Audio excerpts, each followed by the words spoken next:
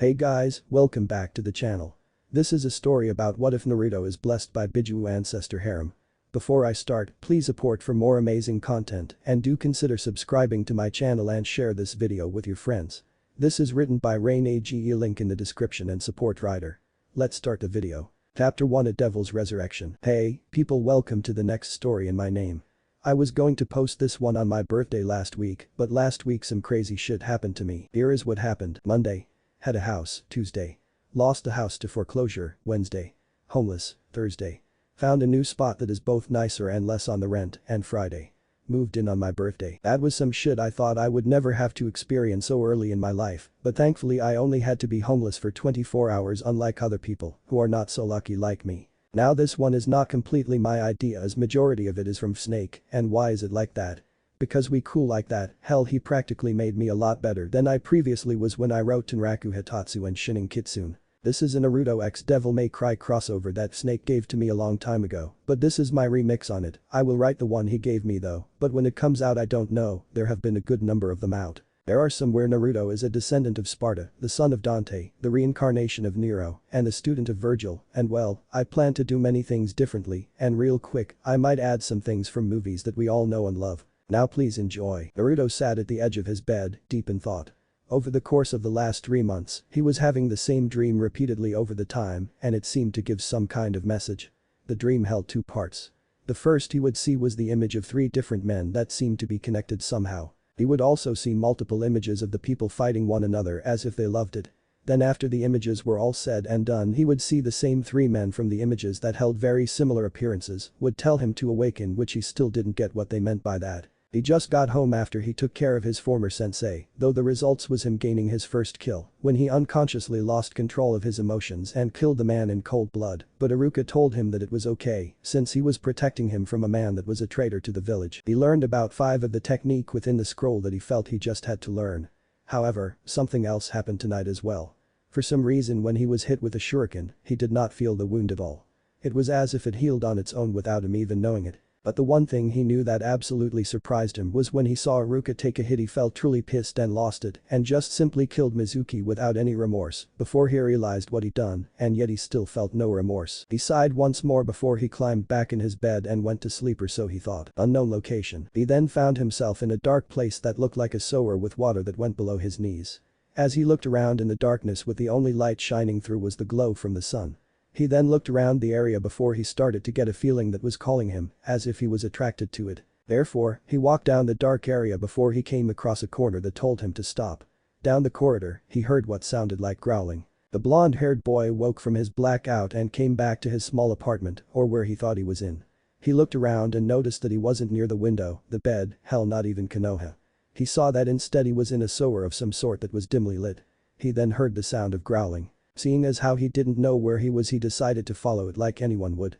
As he traveled, the growling became bigger and bigger until he came across a hallway where the sound was the loudest. He went down the hallway seeing a light at the end. When he entered the room, he saw that he was now in a dark prison-like room with a huge cage in front of him. He then saw a huge pair of red eyes peek through the darkness, and Naruto saw that it was a giant fox. "Boy, come closer," said the giant fox. Naruto was about to listen until he heard another voice behind him. "I wouldn't listen to the giant furball if I were you, kid," said an unfamiliar voice. Naruto turned and saw that the person behind him. The first he saw was a man wearing a red trench coat and had a black shirt underneath the jacket and wore a pair of black pants and black steel-toed combat boots. He also saw that the man had a strange-looking sword that seemingly stuck to his back, which Naruto was wondering how he was doing that. It was some kind of broadsword, though he did not know for sure what type. It had a small hilt with a pointed tip, meaning that the sword could only be used single-handedly. The hilt led to a skull with pitch-black eye sockets, which sat atop bones similar to a person's rib cage. The guard, which looked like 2 small bones, ran along the flat side of the weapon along the 5 small ribs until it reached the beginning of the blade. The second man also had white hair, but his was slicked back and was spiky. He wore a blue trench that held some white vines along the jacket.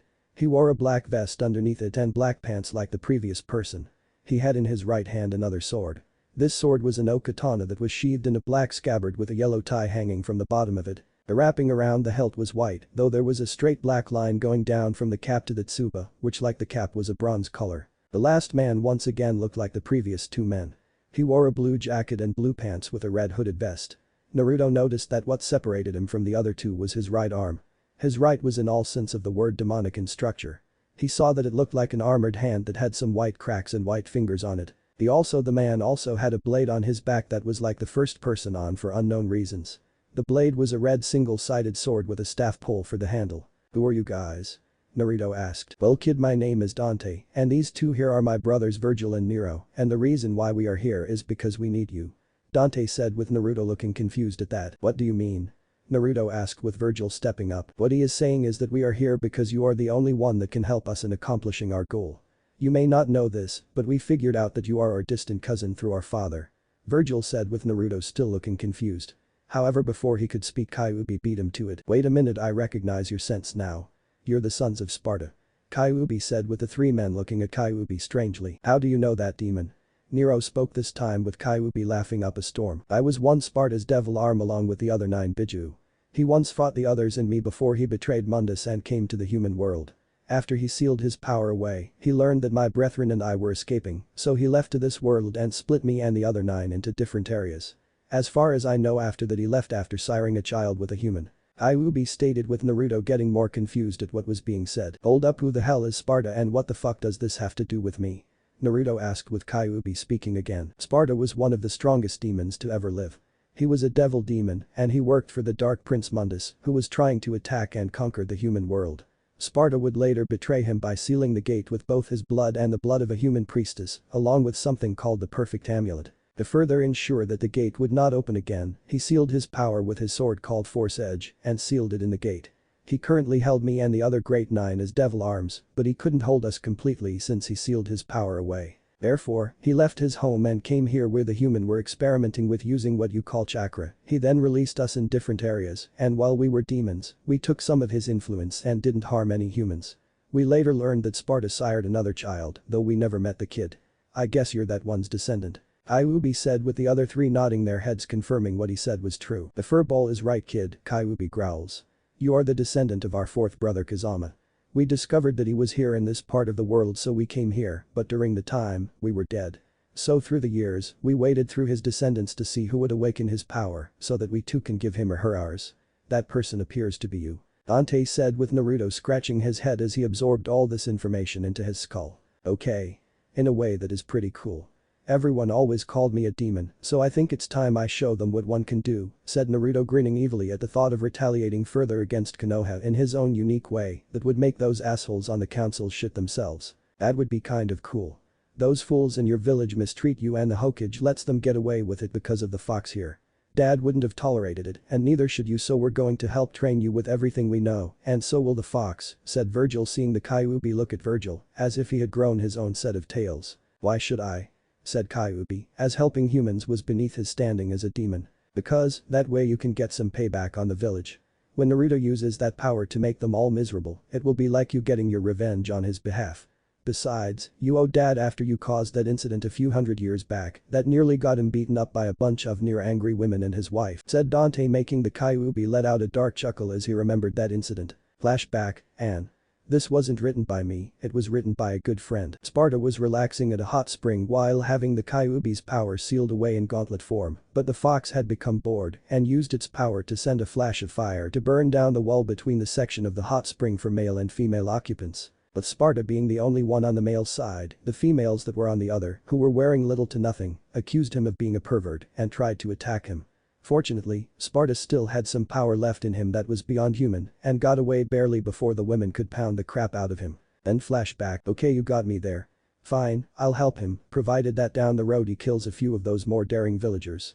You know, the ones that try to beat you up on your birthday or on any day they see fit that no one is around to protect you," said Kyuubi, as he didn't want his vessel to take hits anymore and not hit back like some pacifist thinking that people will learn their lesson later on. Screw later on, they needed to learn their lessons now. Anyway, back to the matter at hand. What does is that you are one of the last members of our clan, although our blood is diminished over the generation to the point where our demonic blood has become a unique form of human blood. Dante said with Naruto raising an eyebrow at that. "What do you mean exactly?" Naruto asked. "I'm saying that you're our last descendant and we wish to change that. It's pretty funny how weak your devil blood is compared to ours, but I have a feeling we're about to change all that." Dante said with the others nodding their heads as well. "Wait, if you're my ancestor, do you know who my parents are?" he asked. The old man was not going to tell him, so he would have to ask the next best thing. Well kid, we don't know who your parents are, we just know that you hold our blood. What we are planning to do is give you a rebirth of sorts. Dante said with Naruto looking a little sad. Rebirth? What do you mean by that exactly? Naruto asked with Virgil stepping up. He means that we're going to make your blood as strong as ours. Our power consists of many things, with the first being healing and regeneration. Our bodies are able to take stabs through limbs, organs, things that normal human beings would be permanently weakened from.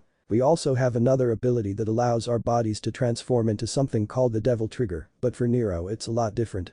Virgil said in a calm tone, with Naruto looking a little confused at that. What do you mean, Virgil, right? He said with the man nodding. Nero stood up and presented his strange right arm. His right arm is something that you'll learn down the line, but for now we must prepare you for the rebirth. Virgil said, with Nero stepping forward towards the boy and presented his arm. This is, in a way, my devil trigger. Nero said, with Naruto staring directly at the arm. It looked like it was covered by a red and black armor, with the hand and the sides of the armor being a glowing blue. It was clearly demonic and held an inner power to it that the blonde could not even begin to comprehend. As the half-demon waved his arm in the air, a slight astral arm followed it, both separate and connected to the half-demon's demonic arm. This, Nero said, bringing his arm to his eye level, is called the Devil Bringer. It's as both a part of me and separate from me. The blonde looked at him strangely.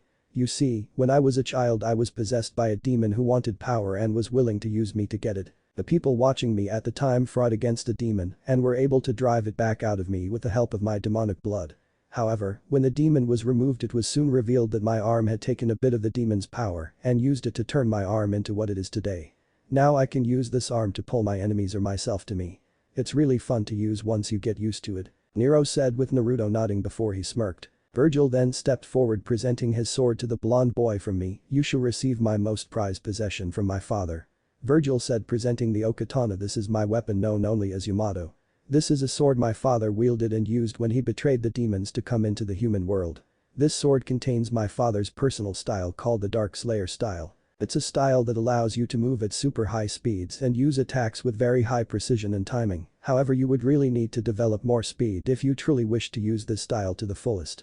He said, with Naruto frowning at that, but agreed to it. Virgil then handed him the Yamato, with Naruto feeling information storm through his mind, and like that, he knew the Dark Slayer style. After all that was said and done, Dante stepped forward with his sword. That was by far the coolest looking blade in Naruto's opinion, with how sick and demonic it looked. Well kid, it's time to present the main course, or in other words, a family heirloom. He said, presenting Naruto his broadsword. This is quite possibly my favorite weapon from my father, called Rebellion. This thing has helped me slay many demons and has given me all my devil arms. Rebellion, while being a devil arm, doesn't have a true style other than one called Double Ganger and another called Quicksilver, but it does have much to give, like its ability to purify and destroy hell gates. It holds a lot of attacks that I think you will love once you try it. He said, handing Naruto the Rebellion. When the blonde's hand touched the sword, he once again felt knowledge go through his mind and like that he knew how to use it. In addition, another thing that felt good about holding the blade was that it allowed him to use it with his right hand alone. Okay then, let's do it. Naruto said with a huge smile on his face, with Dante and the other smirking at that. Very well, but for this to work completely it will require pain and lots of it. Nero said with a frown, but dismissed it when Naruto waved his arms. It doesn't matter. Just make me as strong as you can. Naruto said, with the others nodding. But before you do this I need to tell you something important. Kyuubi said, with Naruto looking his way, but not before putting his new swords on his back, which he somehow learned to do from the blades themselves, with Rebellion on the left side of his shoulders and Red Queen on the right, with Yamato held in his left hand. Okay Fox, shoot. Naruto said, with Kyuubi looking him in the eye. I wish to also give you some gifts as well to help you out. Kyuubi said, with Naruto raising an eyebrow with his three ancestors, looking the fox's way to see what the fox demon was up to. And, if pray tell, would these so-called gifts be? Virgil asked in his calm, cool tone that made Naruto look at this guy as if he was that robot guy from the Terminator movies that was just so cool. Look, I can tell that you don't trust me and I can understand that, but let me ask you this, what harm could I possibly do to the boy if his seal forbids me from harming him? He asked, with the three half-devils simply shrugging their shoulders, knowing what the demon said was true anyway. Just to let you know, I'm not going to try to kill you, because that would never happen, as this seal would absorb my soul and kill me far too fast before I can even give you a scratch. Now what I wish to give you are several gifts, with the first being the ability to use me as a devil arm, since technically your Yondaime defeated me, but you hold my soul so it still counts. You'll get a lot of uses from my soul as well as my ways of being a trickster due to your own devil power. Kyuubi said, with Naruto looking confused at that. Devil power? I have my own devil power. he said, confused, with Dante smirking at the fox. "Good call, fox, as I was hoping he would get that from you," he said before standing in front of Naruto. "Well kid, we wanted that to be a surprise when you got your first devil arm, but since the fox is allowing you to use him, then we will tell you now. We each have our own devil power, with Virgil and me having the ability to use devil arms and Nero using the devil bringer, but your power is called devil essence, and that is a very good power," he said, with Virgil speaking after him. "What devil essence does is that it allows you to absorb the abilities of any demon you kill, such as their personality, physical preference, their natural power and much more. With that, along with the power to use devil arms, you'll gain much more use from the weapon. By the way." Virgil then looked Kyuubi's way. "What is your natural power?" "Pure manipulation of the elements, but he will only gain control of his two strongest elements, which is fire and wind, but in time he would have full control over all the elements," Kyuubi said, with Naruto looking giddy at the idea. "Deal. But what else will I receive from you?" Naruto asked, with Kyuubi chuckling. "You'll gain a lot of my abilities. First, you will gain my powers of regeneration, which combined with the devil power, would make you virtually unbeatable in battle. You shall also gain some of my fox-like powers, such as our ability to use illusions, or what you humans refer to as Genjutsu, and other things that I know you will like. You will also get the ability to summon my spirit and use me to assist in battle when you need it. In all actuality, you can use me like Nero did with his devil spirit," he said, with Naruto thinking on it before he looked at the demon with eyes of determination. "I'll take the deal. I guess I can get used to the idea of being a half-demon with the power I'll soon hold," Naruto said, with the other three half-devils nodding before they placed their hands on the boy and then closed their eyes. "Naruto, just to let you know, this will hurt, but the pain will wear off when you wake up," Dante said, with Naruto nodding and closing his eyes as well. Kyuubi then took the time to let his chakra out and wrap itself around the boy. Then Dante, Nero, and Virgil's eyes snapped open, but they showed nothing but white. They then started to yell, with the red chakra now blasting upwards, and made Naruto black out from the pain. He did not wake up after that. 2 days later, Naruto awoke from his slumber with his body feeling very sore. He did not even know neither how long he slept nor what time it was, but there was one good thing that came out of it. He felt something that he never felt before: completion. He felt that now, with the knowledge of who he truly is and what he was truly capable of. He liked it. He got out of bed and was surprised to see how his feet touched the ground in an instant, but he was still too tired to notice. He got up, walked over to his bathroom, and did his morning routine before he saw his reflection in the mirror. Gone was his natural untamed spiky blonde hair, and in its place was a dark silvery white that was puffed out in trim and reached the nape of his neck. He also saw that his face was now completely void of any baby fat he held, and his face was now well chiseled. He also saw that whisker-like birthmarks were now so thin that you could barely see them unless you looked really close. He also saw a change in his eyes as he saw the pupil turned into a silt and the iris had a small red ring around it. He then looked more closely at his eyes and saw that they were still blue, but were icy in color. However, he saw that his swords were not on his back, which confused him until he looked at his arms. On his left arm was a tattoo that completely covered his entire left arm. It was the image of Yamato on his left bicep with the image pale blue spiritual swords on his forearm. However, if one were to look closely at his wrist, you would see the words tradition tattooed on it. On his right arm, it seemingly represented rebellion that looked great. On his right bicep, it looked like a huge skull that completely covered it. On his right forearm were 8 rows of what looked a person's ribsage. What completed the image was a broadsword in between the ribsage that pointed to another tattoo on his wrist that spelled resistance in bold letters. The former blonde was now beyond shocked, but something told him in his mind that this was a natural feeling as a member of the Sparta clan. Well, what the hell do I do now? I need to get stronger if I want to prove that I'm powerful, Naruto thought before he jumped when he heard a response. Well, you need to get some new cloths. Those bright kill me orange jumpsuits aren't going to cut it anymore, Kyuubi said. Naruto, however, regained his composure, remembering the night 2 days ago when he got his family heirlooms. Okay, I think you're right on the cloths, but I think I need a whole new change in both appearance and scenario. So I think I know the first location we go, Naruto thought before he went to his closet and pulled out a pair of white shorts and a black t-shirt. The shorts were something he stole from a clothing store back when he was younger, but he learned that they were too big for him to wear. They still were, but he simply wore his headband like a belt in order to keep his pants from falling. When he also put on the black t-shirt, he was surprised at how tight it was, as if he was wearing second skin. He then left the house and walked through the streets that maimed and dubbed him the village pariah. As he walked through the street, he could not help but see all the attention on him, but for the first time they were not glares, but looks of curiosity. He let a small smile creep across his face as everyone finally notices him. It was something he dreamed of for so long, but for some reason it did not matter to him, since he no longer gave a fuck about the villagers. This time he was in it for himself and himself alone. He walked straight to the cage tower without even bothering listening to the guards that told him to stop. Instead, he gave a simply middle finger before walking up to the Hokage's door, which currently hid a certain old man from view.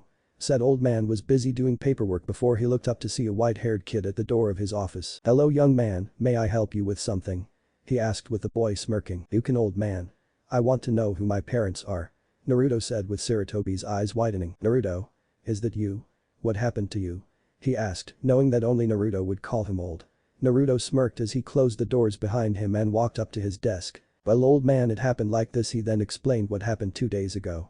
He explained about the meeting of his ancestors, him learning about his demon and the gifts he would receive, and the weapons he received as well as his bloodline. Sarutobi sat down shocked before he started to laugh to himself and look at the picture of the yondaime and could not but look at the picture with a humorous grin. "Minato, you never cease to amaze me. Not even in the grave," he thought before he faced Naruto. "Well Naruto-kun, normally I wasn't supposed to do this until you were 14 or gained the rank of Chunin, but I think that would do more harm than good," he said standing up and walking over to the pictures of the previous Hokages, but more specifically the fourth. He then removed the picture to reveal a safe. He then added in the combination and liked that the safe opened to reveal some scrolls. He took out 3 scrolls, each a different color, and handed them to Naruto. "Those are from your father Naruto. I would tell you who he was, but I think you should find out for yourself. Go ahead read them," he said with Naruto nodding and opening the scroll and began reading the contents within it. "My son Naruto. If you are reading this then I have long since fallen at the day of the Kyuubi no Kitsune attack and hopefully you are one of these 3 things. You are of genin rank, Sarutobi is still alive, and you just gained knowledge of the Kyuubi no Kitsune within you. The second is that you are a Chunin, Sarutobi is hopefully still alive, but if not you met your godfather and the Kyuubi no Kitsune is dead. Or the last one you are 18, Sarutobi has long since passed on to the afterlife and you are Hokage, hopefully, but my instincts were never wrong, so I think you're the earlier of the 3. Believe me Naruto, I would have never considered giving you a hellish life if there was any alternative, but there wasn't and I had no choice but to seal the Kyuubi no Kitsune in you. If you have not guessed it by now then I guess I should tell you. My name is Namikaze Minato, but you may know me as the Yondaime of Konoha. Now I am sure you hold some hatred for me for what I've done, but try to understand something. I did what I did because I knew that you would be the best one for the job. I knew that with our bloodline you could use the Kyuubi no Kitsune's power to become the greatest ninja and accomplish my dream of being surpassed by a worthy successor. I knew our bloodline would help you in turning Kyuubi into a devil arm and use the power he used to try to destroy the village. Now let me explain our bloodline. We are of the Namikaze clan, or as our nickname states, the descendants of the Dark Knight. We each hold about 3 powers within our bloodline called Devil Arms, Devil Bringer, and my power Devil Essence. The most common part of our bloodline is the ability to use devil arms, which are weapons with demonic powers implanted into them. The Devil Bringer is the second part of our bloodline, as all we have to do is touch our first devil arm, which will send a surge of demonic energy into our arm and turns it into a demonic arm that allows us to pull enemies towards us or us towards them, either way the power kicks ass. The arm also multiplies our strength and can even manipulate time to a certain degree. Then last but not least my personal favorite, Devil Essence, which is a rare power seen within our clan.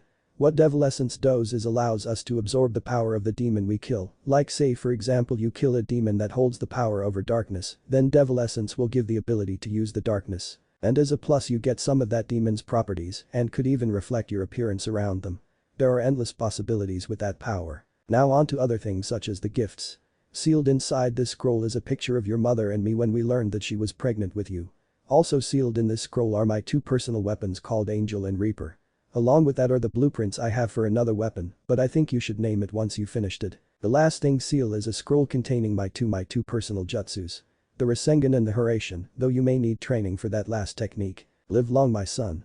May you become a legend beyond my level, and maybe I will see you again someday. Signed Namikaze Minato, the Yondaime. Naruto soon found a huge smirk on his face as he looked towards Sarutobi. Well old man, I think it's about time I make a change in scenery, he said with Sarutobi finding a smirk on his face as well. I agree. It's time for a change as well. Chapter 2 Change in the playing field. Hey guys, welcome back to my mind.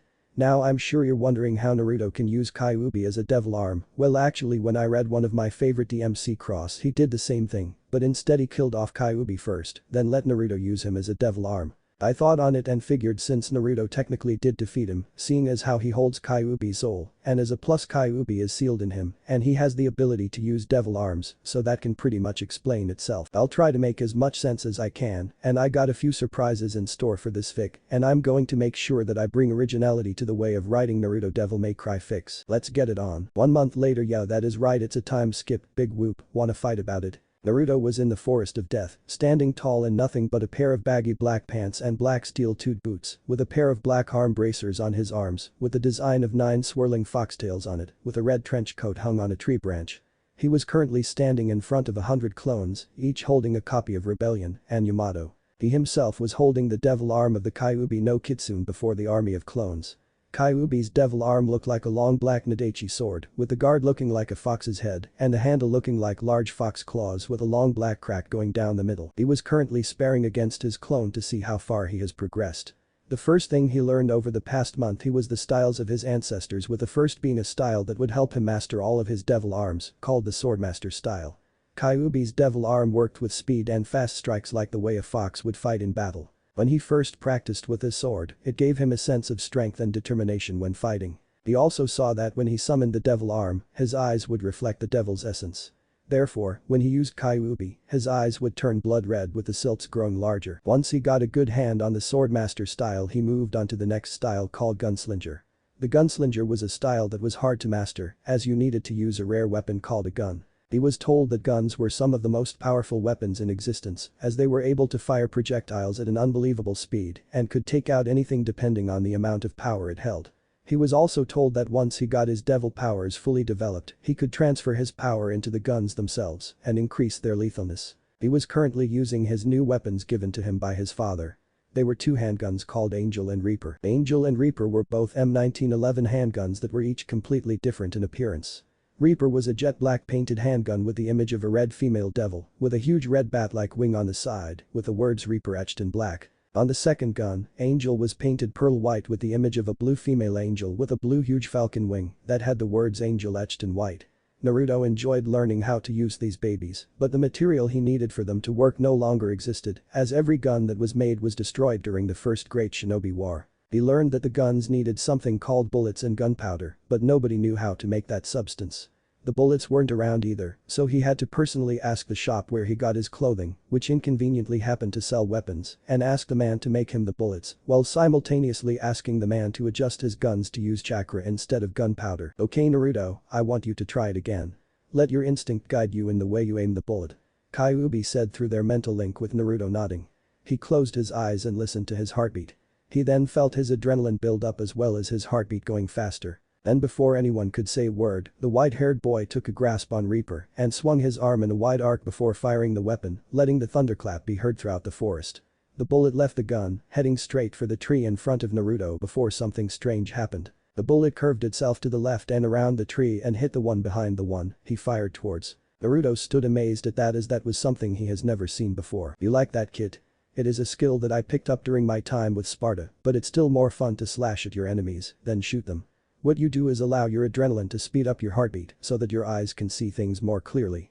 With a few more days of straight training, with a couple hundred clones, you should be able to do this without even trying. Kyuubi said with Naruto nodding. He got used to the idea of him learning from the strongest of the 9, since after all they had to depend on the other to survive.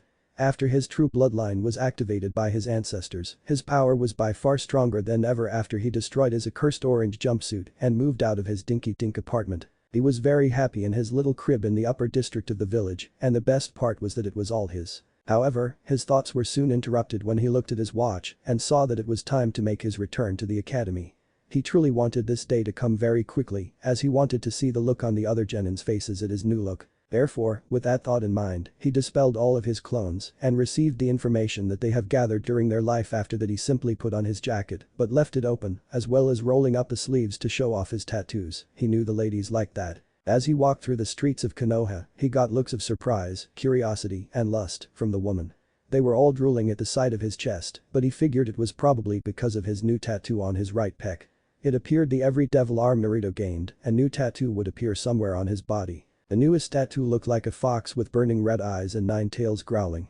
This one symbolized a Kyuubi to the fullest, and he had to say that he liked it the most. He continued walking through the streets until he pulled out Angel and held it behind his back. I know you're there, Konohamaru-kun. So get your ass out here.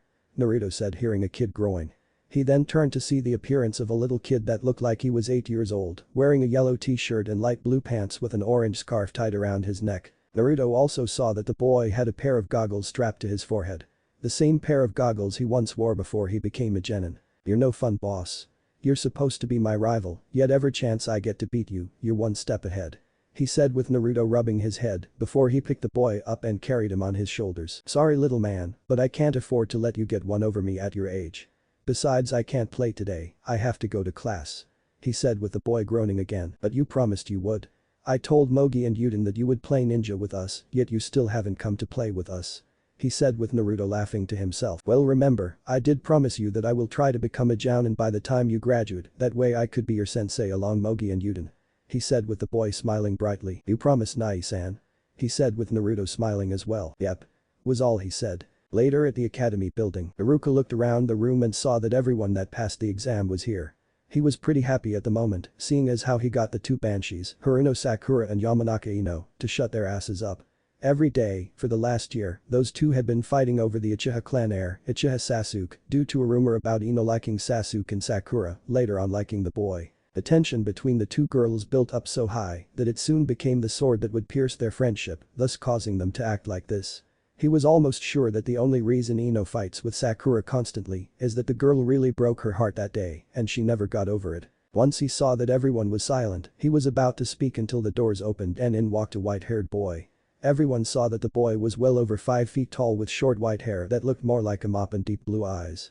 The girls were actually staring at his open jacket to show off his shirtless chest and his chain around his neck that looked to have a ruby on it. Everyone was wondering who the boy was, but Iruka knew who it was hands down due to the whisker-like marks on his face. Marks that only belonged to one person and one person alone. Hello Naruto, it's good to see you're back, now take a seat. He said with everyone thinking that's Naruto. With their heads in the direction of the former blonde. Naruto simply had a smirk on his face as he waved at Iruka. Sorry Scarface, I've been busy, but we'll talk later. Naruto said, which made everyone look at Iruka just to see what he would do about being called Scarface. To their shock, he just waved the boy off as if it was no big deal. Meanwhile Naruto took a seat next to Hinata, who was blushing deeply, but also heard the sounds of other girls talking about the boy and some were discussing ways to get him alone with them. She could not help but get angry at the girls for just now seeing Naruto for the handsome boy he is. She saw him first, so if anyone would get the boy alone with him, it was going to be her and her alone. Congratulations to all of you. You all have managed to make it this far, but the road ahead of you will only get harder. You are now genin, the lowest of the low and as such adults. I am proud of you all for making it this far and wish you luck on the journey ahead of you. If you remember nothing else, remember this, you now represent our village, the oldest and strongest of all the shinobi villages. Take pride in that. As Iruka finished his speech, several cheers sounded throughout the room. After they died down, however, Iruka was quick to speak up once more. Now then, as tradition goes, you have been divided into teams of 3, along with a jounin instructor. Team 1. From here, Naruto tuned the man out, listening only for the announcement of his own team. Team 7. Uzumaki Naruto, Haruno Sakura, and Uchiha Sasuke. Your jounin instructor is Hada Kakashi. Damn, I'm stuck with A.G.E and his faithful bitch. This is bullshit. Naruto thought, seeing Sakura celebrate getting on the same time as her crush, while Ino looked pissed. Team 8. Aburame Shino, Hyuga Hinata, and Inuzuka Kiba. Your jounin instructor is Yuhi Kurenai. I wanted to be with Naruto-kun, not some arrogant neutered dog. Hinata thought, seeing Kiba howl at getting with Hinata, while Shino slapped his head in annoyance. Team 9 is still in circulation from last year, so there won't be a new one. Team 10. Nara Shikamaru, Yamanaka Ino, and Akimichi Choji. Your jounin instructor is Saratobi Asuma. Iruka said, seeing Ino slam her head on the desk at the fate she was given. Now then, we will have a 1-hour recess. After this you will return here as your jounin instructors come pick you up. Dismissed. With that, there was chaos as the group of preteens began chatting excitedly and left the room. 4 hours later found the members of Team 7 as the only people within the room. Everyone else had been picked up within the first 10 minutes.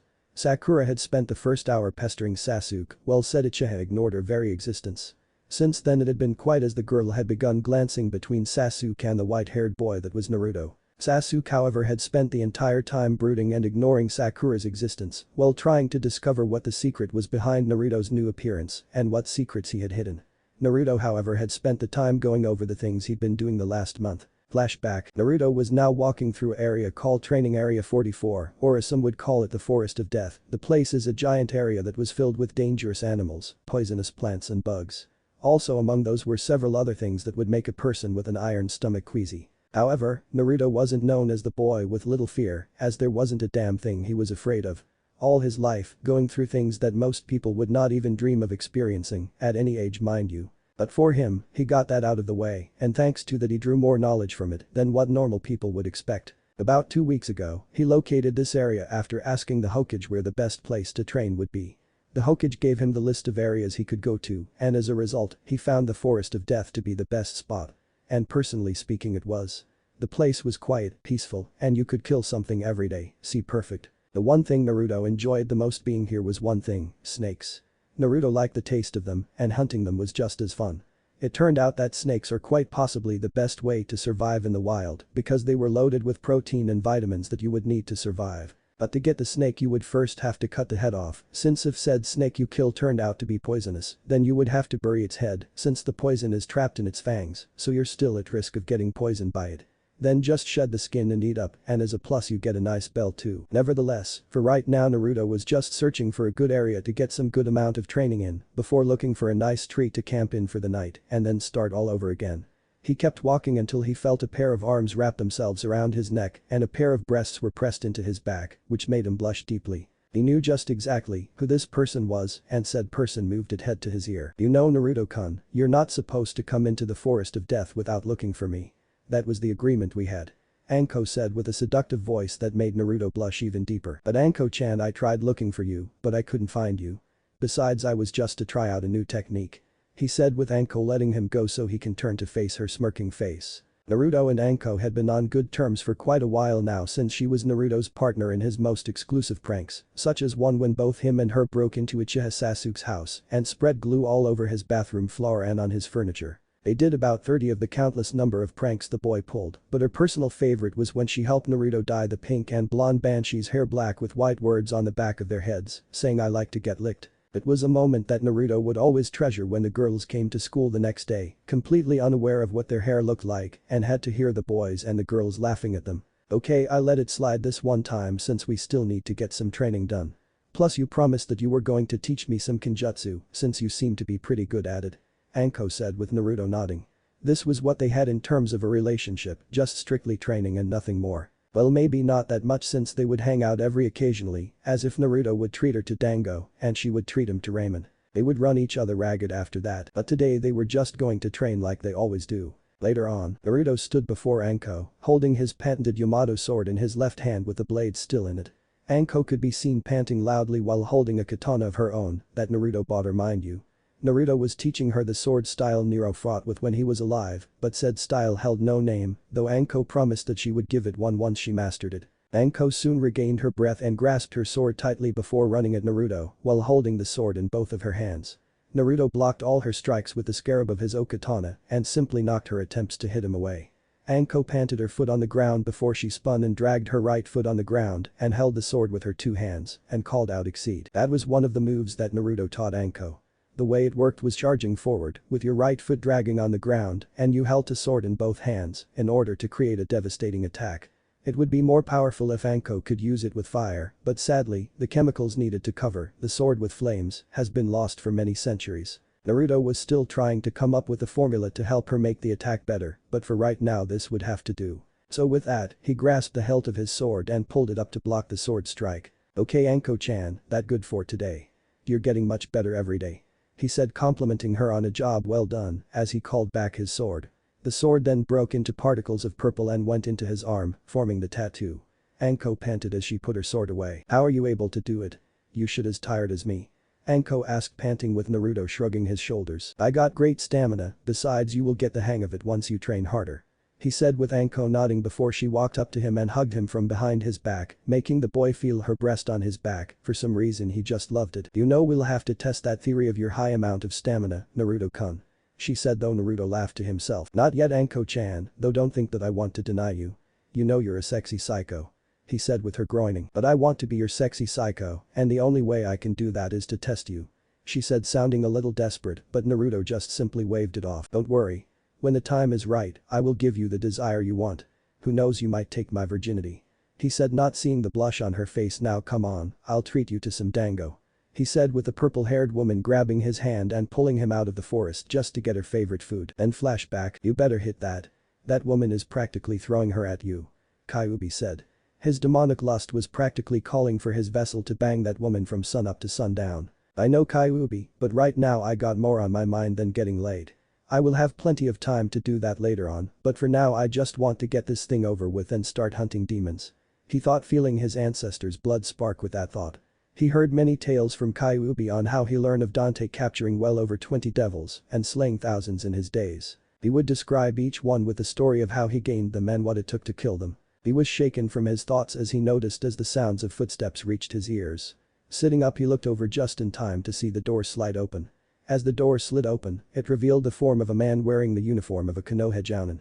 Other than that, he wore a mask over the lower half of his face and had his headband slanted to cover one of his eyes. Finally, he had silver hair that stuck up at an odd angle. My first impression of you guys is you're boring, said the man, causing the genin to face plant. Anyway, meet me on the roof in 5 minutes. With that said, he disappeared in a puff of smoke. Without a word to his teammates, Naruto was up and moving out the door with both Sasuke and Sakura moving to catch up. By the time they arrived on the roof, Kakashi could be seen leaning on the railing with a small orange book in hand. Motioning for them to sit before him, the man snapped the book shut before pocketing it. Okay, how about introductions? Names, likes, dislikes, dreams for the future, all that good stuff. The man said lazily. Well, can you go first so we know how it's done? Asked Sakura. And she's supposed to be the smart one. All three males let out 3 simultaneous eyes after that. Okay then. My name is Hada Kakashi. I have a few likes, the things I dislike, well, I have a few hobbies. Finished the man, inwardly laughing at the reaction he received from the 3. Alright, your turn, Pinky, said Kakashi before pointing to Sakura. My name is Haruno Sakura. I like, looks at Sasuke and blushes.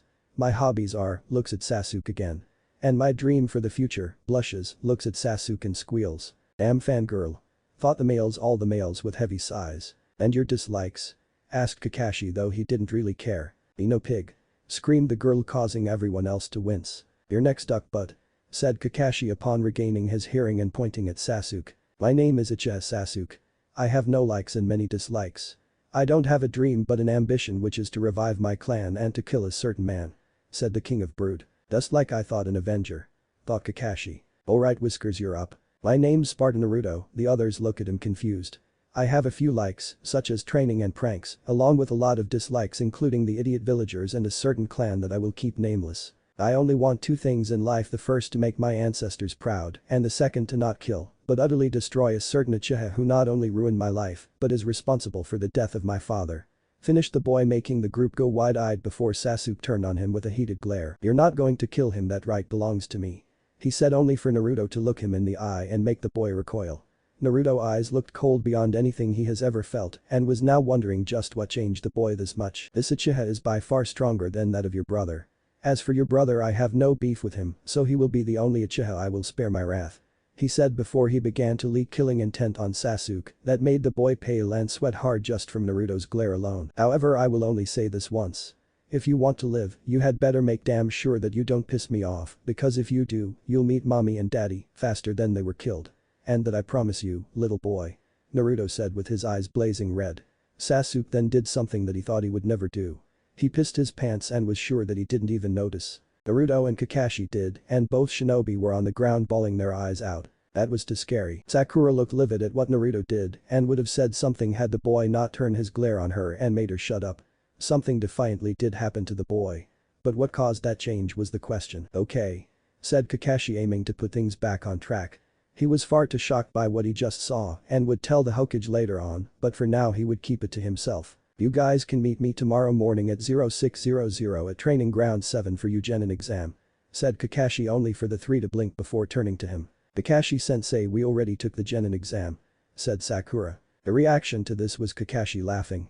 Seeing this, Sasuke narrowed his eyes while Naruto merely sighed. Finally, Kakashi regained enough of himself to speak. Sorry to tell you this, but that wasn't the real Genin exam. That was merely a test used to separate those with the potential to become a Genin from those who aren't ready. The true exam, however, is given by the various Jounin senseis and has a 66.6% chance of failure, explained the man, causing Sakura to pale. Anyway, I'll see you guys tomorrow.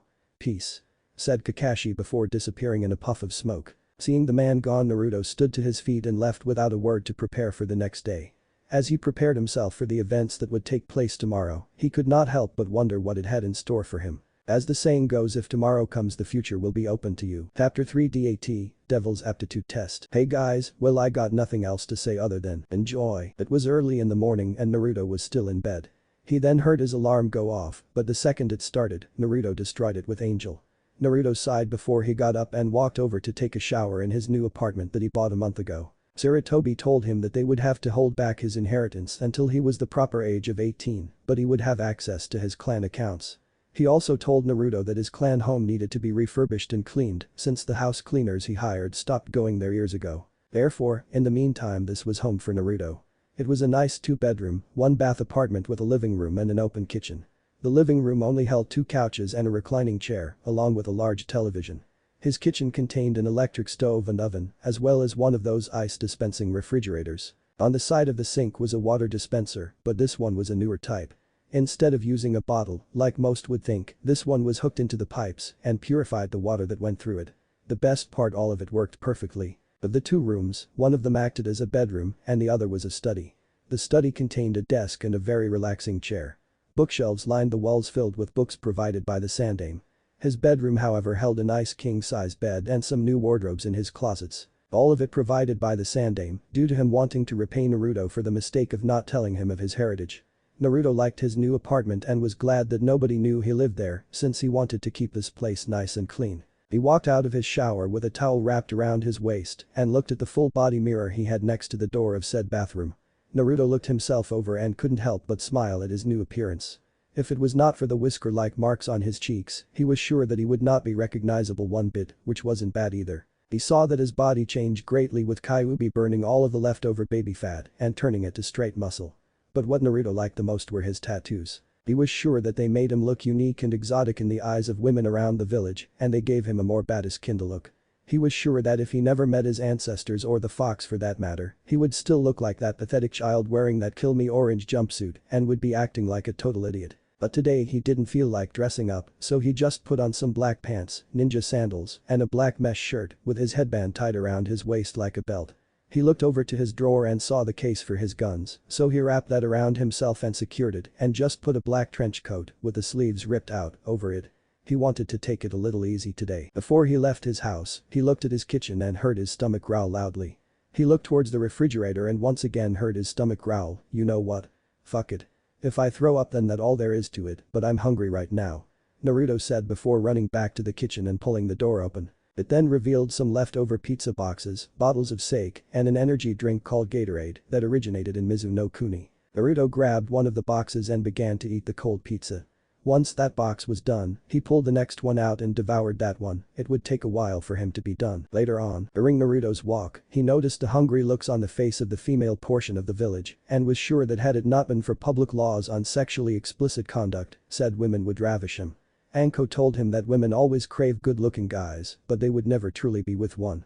The female mind is very complex and confusing, unlike guys who just fart is simple to get. The white-haired boy feared that the day would come when he would let his guard down and boom, he would be in a large sex orgy, with him being the only male among them. He continued walking until he saw that he was in his team training grounds and that said teammates were already there.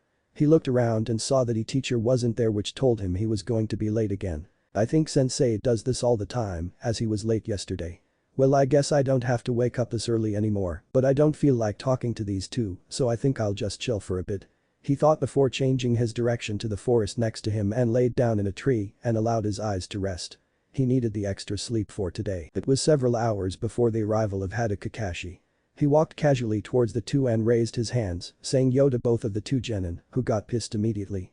Well, Sakura did. Sasuke was more on glaring at the masked man. Both you and Naruto are late, she yelled, with Kakashi looking confused before he laughed at her words. Please Sakura, I'm not some low-rank academy student, he said, looking behind his back at the trees. Naruto, why don't you grace us all with your presence, he said. The two genins all turned their head to the location Kakashi was looking at but found no trace of their white-haired teammate. Sakura then looked at Kakashi in confusion. Kakashi-sensei, I don't think Naruto is here. Sasuke-kun and I have been here since 7 and neither one of us has seen him, she said, wondering how her sensei could make such a mistaken perception with him being a jounin and all. I've been here since 8 Pinky. You might have noticed if you weren't so concerned about A.G.E.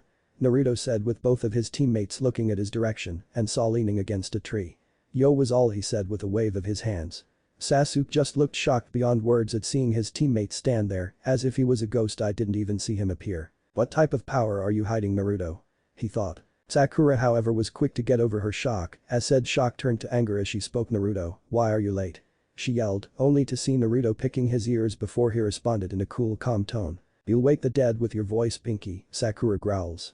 Anyway, I didn't wake up early enough to come here, so I slept in and woke up at 9. He said with Sakura growling, but Kakashi intervened. Anyway, now that we're here, let's start this test. Kakashi walked over to a tree stump and put down a timer. He held out 2 silver bells before tying it to his waist. It is 10:30 right now. You guys have until 12 o'clock to get the bells from me. Come at me with the intention of killing me. Are you sure about that, sensei? Sakura had a little concern in her voice. She did not want to see her sensei badly beaten by her Sasuke-kun. Kakashi wonders if she was showing concern for him or concern that Sasuke was going to beat him badly. Don't worry about me, Sakura, just worry about yourselves. After all, you guys won't land a single scratch on me. I'm not a jounin for nothing, you know. Naruto let out a little laugh. Kakashi glanced at Naruto before flicking the bells. Sakura looked at the bells and saw only 2. Kakashi-sensei, why are there only 2 bells when there are 3 of us? I'm glad you asked, Sakura. You see, in this exam only 2 of you will pass and the ones that don't will go right back to the academy. He said with an eye smile. Sasuke and Sakura immediately held looks of determination on their face that said that they would get the bells, while Naruto simply yawned into his hand, thus catching the attention of everyone. Can we hurry this along? I don't want to waste another second here. Naruto said with Sasuke and Sakura giving him looks of confusion. Okay then, everyone ready, set, begin. He said with everyone vanishing. Kakashi surveyed the area and was impressed with the way the genin hid themselves. Not bad for some beginners, as they are doing quite a good job of hiding. Wait, I only sense 2, where's the other one? Kakashi asked in his head only to feel a presence behind him. You know, sensei, it's not a good idea to let your guard down, not even for genin, said Naruto. He then raised his arm, which held a kunai, and sent it towards Kakashi's spine. Kakashi took the shot and was shocked that Naruto appeared behind him without any form of hint or sound to indicate his presence. It's as if he knows the silent kill technique from Kiri. I thought that this kid was the class dope. What's going on here? Kakashi asked himself before he turned into a log and reappeared on the other side of the clearing. What the hell is that idiot doing? Sasuke thought, though he was curious about how Naruto was able to appear behind the man without even hinting his presence. Sakura however was more concerned with finding Sasuke than watching her idiot teammate get his ass kicked right now. Of course, she would watch that, but only with Sasuke. Kakashi was about to reach into his pouch to pull out something, but Naruto spoke, getting his attention. Kakashi, I'm afraid I can't allow you to take out that book. He said, closing his eyes and stood still for a moment. Kakashi however was surprised that Naruto knew of his book, but didn't heed his warning as he pulled said book out. Oh, and why's that? He asked only to see it burst into flames. He looked up to see Naruto's left index and middle fingers were extended with smoke coming off them. Naruto then brought up his right arm to his back and in a swirl of flames appeared the Kyuubi sword in his hand, making Kakashi's eyes widened. He then saw Naruto's eyes open to reveal full blood red silted eyes as he removed the sword and stabbed the blade into the ground before flames surrounded the sword that told Kakashi that he would be at death's door for dinner tonight. If he didn't take this seriously, that is, because I'm going to make sure that your attention is focused on nothing but me, now let's go. Naruto said, charging forward and extended the Nadachi class sword in a wide slash. Kakashi jumped over the slash and landed behind the white-haired boy, only to see said boy strike the ground he once stood on and made his eyes widen once more. When the blade touched the ground, it burst right into flames, but these flames weren't your regular orange, but that of pure pitch black. But Naruto took advantage of this and vanished from sight and reappeared behind Kakashi, getting ready to stab him through his chest. Kakashi quickly rolled to the side, dodging the stab, and chucked a kunai at Naruto's head, only to see said boy cut through it. Naruto then raised his sword high and sent it towards a downed Kakashi, who took out more kunais and blocked the sword by crossing his arms and held it. Naruto pushed till the tip of his sword was touching the ground. Naruto then pulled back hard and sliced through the kunais with ease before trying to stab Kakashi through his stomach, only to see said man backflip himself off the ground, making Naruto's sword stab the earth. Kakashi was about to follow his attack, only to see Naruto grasp hard on his sword before twisting the handle, causing it to ignite in flames and break the rock under it. Naruto then called out Exceed and charged at Kakashi, but this time the speed and power was far stronger than before. Kakashi brought up his kunais, thinking that they blocked the hit. He was soon rudely awakened when the hit came and tore through the kunais and Kakashi himself, only to reveal that he was an actually shadow clone. Naruto still tore through it before twisting himself on the heel of his right foot and coming to an abrupt stop and pushed himself up to his feet thanks to his sword. He was not the only one marveled by the attack, as Sasuke and Sakura could not believe their eyes. They always thought that Naruto was the weakest member of the team, so he would be taken out first and then they would get their chance and pass the test. However, seeing the way the white-haired boy was fighting their sensei and was keeping him on his feet told them otherwise. They then saw Kakashi sneak up behind Naruto and chop the back of the neck, seemingly knocking him out. Well done Naruto, but as you said, never let your guard down to your opponent. He said, seeing the boy fall forward, only to be shocked when he saw the boy turn into black dust and vanished from into the ground. What the hell? He questioned only to hear claps from behind his back. When he turned he saw Naruto clapping his hands, with his sword sticking on his back firmly, and didn't look like it would fall anytime soon, which made him wonder one thing: how the hell did he get his sword to stick on his back like that? Was he using chakra? Did he apply glue to his back? What did he do? His thoughts were broken when Naruto spoke. You know what, Kakashi, that was very impressive, but I think I've had enough fun for one day and simply passed the test. Naruto said as he held up the two silver bells.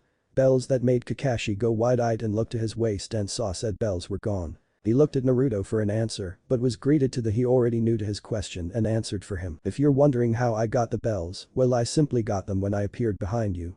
It only took 1 full second for me to take the bells from you while you were distracted.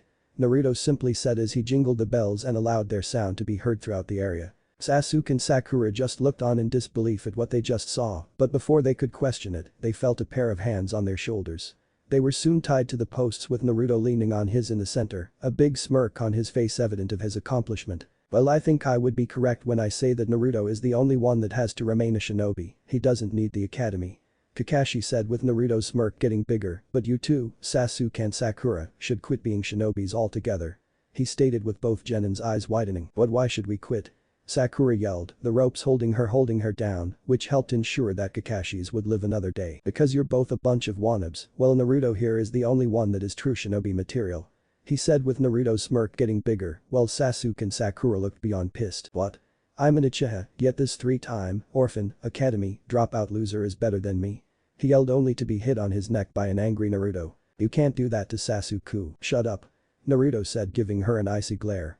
A glare that made her shut her ass up in an instant. You two are underestimating what it means to be a ninja. Tell me, why do you think you were divided into teams and are doing this training? Have you even grasped the answer to this test?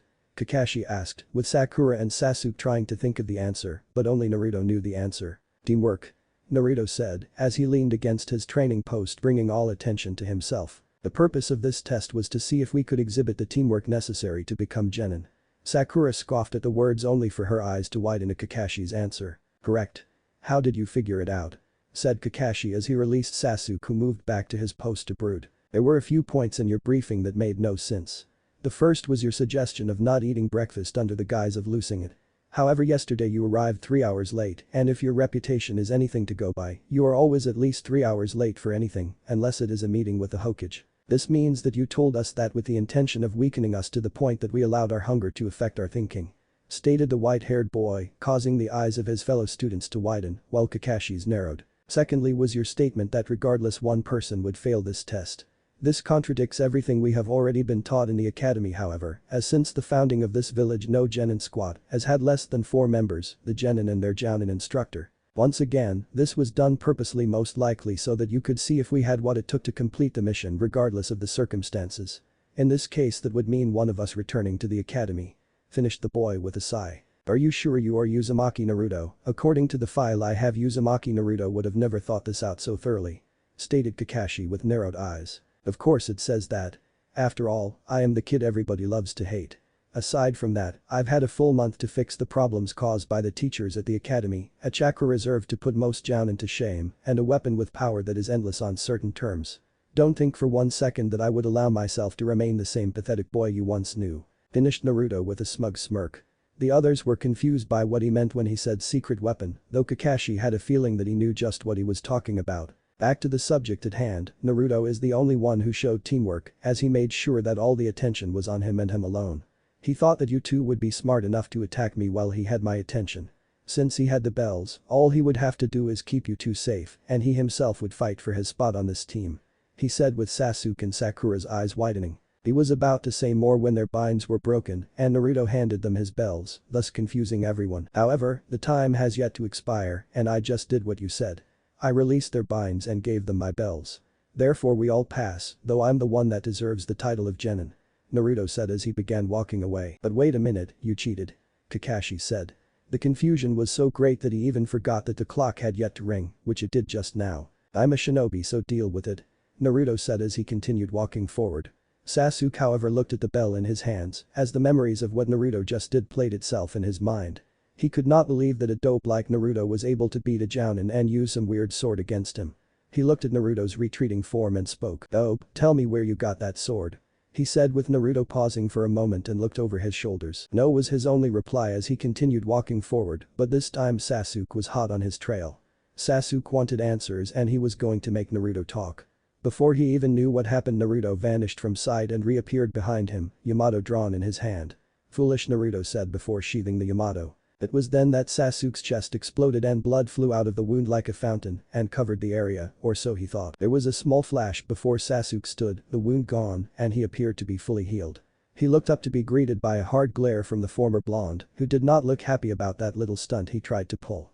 "No, this Uchiha, there will always be someone stronger, and today you found yours," Naruto said before disappearing in a quick flash. The next day, Naruto now stood in his training ground, working with his newest creation, thanks to Nero's helpful directions. Naruto had just created his third gun called Blood Fang. Its design was made after his father's personal creation that resembled Nero's Blue Rose, which was a twin-barrel 354 caliber magnum that was painted blood red and customized for quick releases and better power. He was trying to work out all the kinks in this baby as he did not want this gun to be weak. He had an idea on using the Kyuubi's chakra in conjunction with the gun to not only add in more power, but gave the bullets the power to explode and set its target on fire. With this added in effect, it would make its power and damage percentage much worse than before. "Okay Naruto, aim at the tree and charge your chakra into the gun," Kyuubi said with Naruto nodding and began to do as he was told. He channeled Kyuubi's chakra into the gun, making it glow red, before he pulled hard on the trigger and felt himself being pushed back a bit due to the aftershock. Naruto watched the bullet streak through the air before hitting a tree and watched the tree erupt in flames. "Wow kid, you still need to work on your control of my chakra. But other than that, good job," Kyuubi said with Naruto nodding. He was about to fire another round until an Anbu appeared behind him. "Excuse me, but Hokage-sama would like to see you Uzumaki Naruto," the Anbu said with Naruto nodding. The Anbu then grabbed the boy's arms and soon they both appeared in the office of Sarutobi Hiruzen, who was currently having his clones work on the useless paperwork while he himself read through the important files. Sure, he hated paperwork, but he could still file the important stuff in case it's ever discussed in a meeting. "Ah Naruto-kun, just the person I wanted to see. There is something I wish to discuss with you," Sarutobi said. His voice not sounding like this was a joking matter. "What is it, old man?" Naruto asked as he sat down in one of the chairs before the Hokage. Recently, the princess of the Land of Hearts was on her way to visit Fire Country's capital and discuss future trading agreements with the Fire Daimyo. However, it was said that on her way through the Land of Grass, she disappeared and hasn't been seen for the last 3 months, and her caretakers are very worried about her safety. Hiruzen said with Naruto raising an eyebrow. "What exactly are you trying to say?" Naruto said as he saw the old man hand him a scroll. "Naruto, you have been assigned your first A-rank mission. I want you to go find the Heart Country Princess, Nodoka." Chapter 4 The Journey to the Heat Land. Welcome back everyone. This one will be the starting point of my first arc in this fiction. Also, I think I should announce some of the members of the harem. Hinata, Haku, Shion, Tenten, Hana, Temari, and Shizune. Those 7 are definitely in. Now I was also thinking of adding in Tsunade since I want to try that pairing and in this one it feels right to use it. This one won't have a lot of action, but it will show you what I have planned for the whole arc. Disclaimer. Naruto and Devil May Cry are not mine, if they were I'm rich. How the fuck did I get into this shit? Naruto asked himself while on one knee as he pushed himself up. The beast before him screeched loudly as it sent an attack Naruto's way. Naruto quickly dodged and summoned Yamato to his hands and began racing towards the beast, which sent one of its tentacles at the white-haired boy. When he felt he had enough speed, he jumped towards the beast and unsheathed the Yamato from its scarab and slashed at the tentacles heading for him. Another tentacle came at him from above his head, but he vanished before said tentacle could hit him. Naruto reappeared on top of the tentacle and started run down its length, aiming for the head. More came at him, but thinking quickly he resheathed the sword and placed it on his hip and took out his guns, Angel and Reaper. He took many shots at the tentacles heading his way before putting away his guns and extending his right arm calling out rebellion, and the broadsword appeared in his hands. Naruto then took more slashes at the approaching tentacles before he jumped off the one he once stood on as it was heading towards the ceiling. Naruto placed the sword on his back and did some seals before calling out demonic fire release. Black Fire Dragon Jutsu. He yelled, launching a huge blast of black fire at the beast as one of its head flew at him. The head was consumed in the blast before exploding and its blood rained down on the surrounding area. Before the white-haired genin could celebrate his victory, he felt his arms being wrapped up and bonded. He then looked forward to see a tentacle heading straight for him. Before it hit he heard someone call out Naruto before everything went black. Flashback. Naruto was now on his way through the land of grass as he heard from the locals about what happened. They told him that the priestess was attacked by some weird-looking creatures and those that were there were killed except a few who were far too scared to mention the ordeal that took place. They said that the young girl was taken to a location that once held an old clan house with the clan long since gone. Therefore, he was now on the road towards said clan home. I think I would risk my life to do this.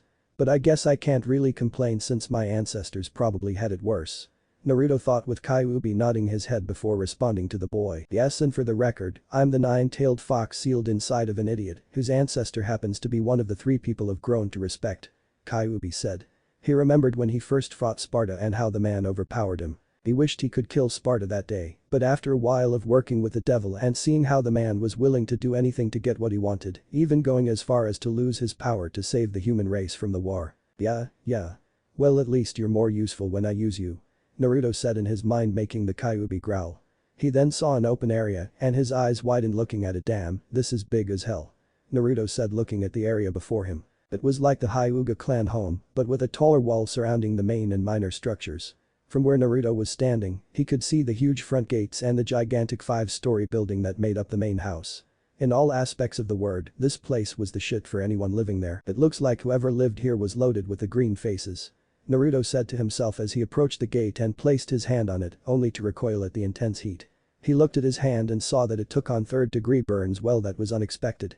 Naruto said to himself, seeing his skin rebuild itself thanks to his devil essence and Kyuubi. Naruto looked back at the gate and saw a small flash before it vanished and left the gate. It must be a defensive measure created to protect whatever the fuck is in there.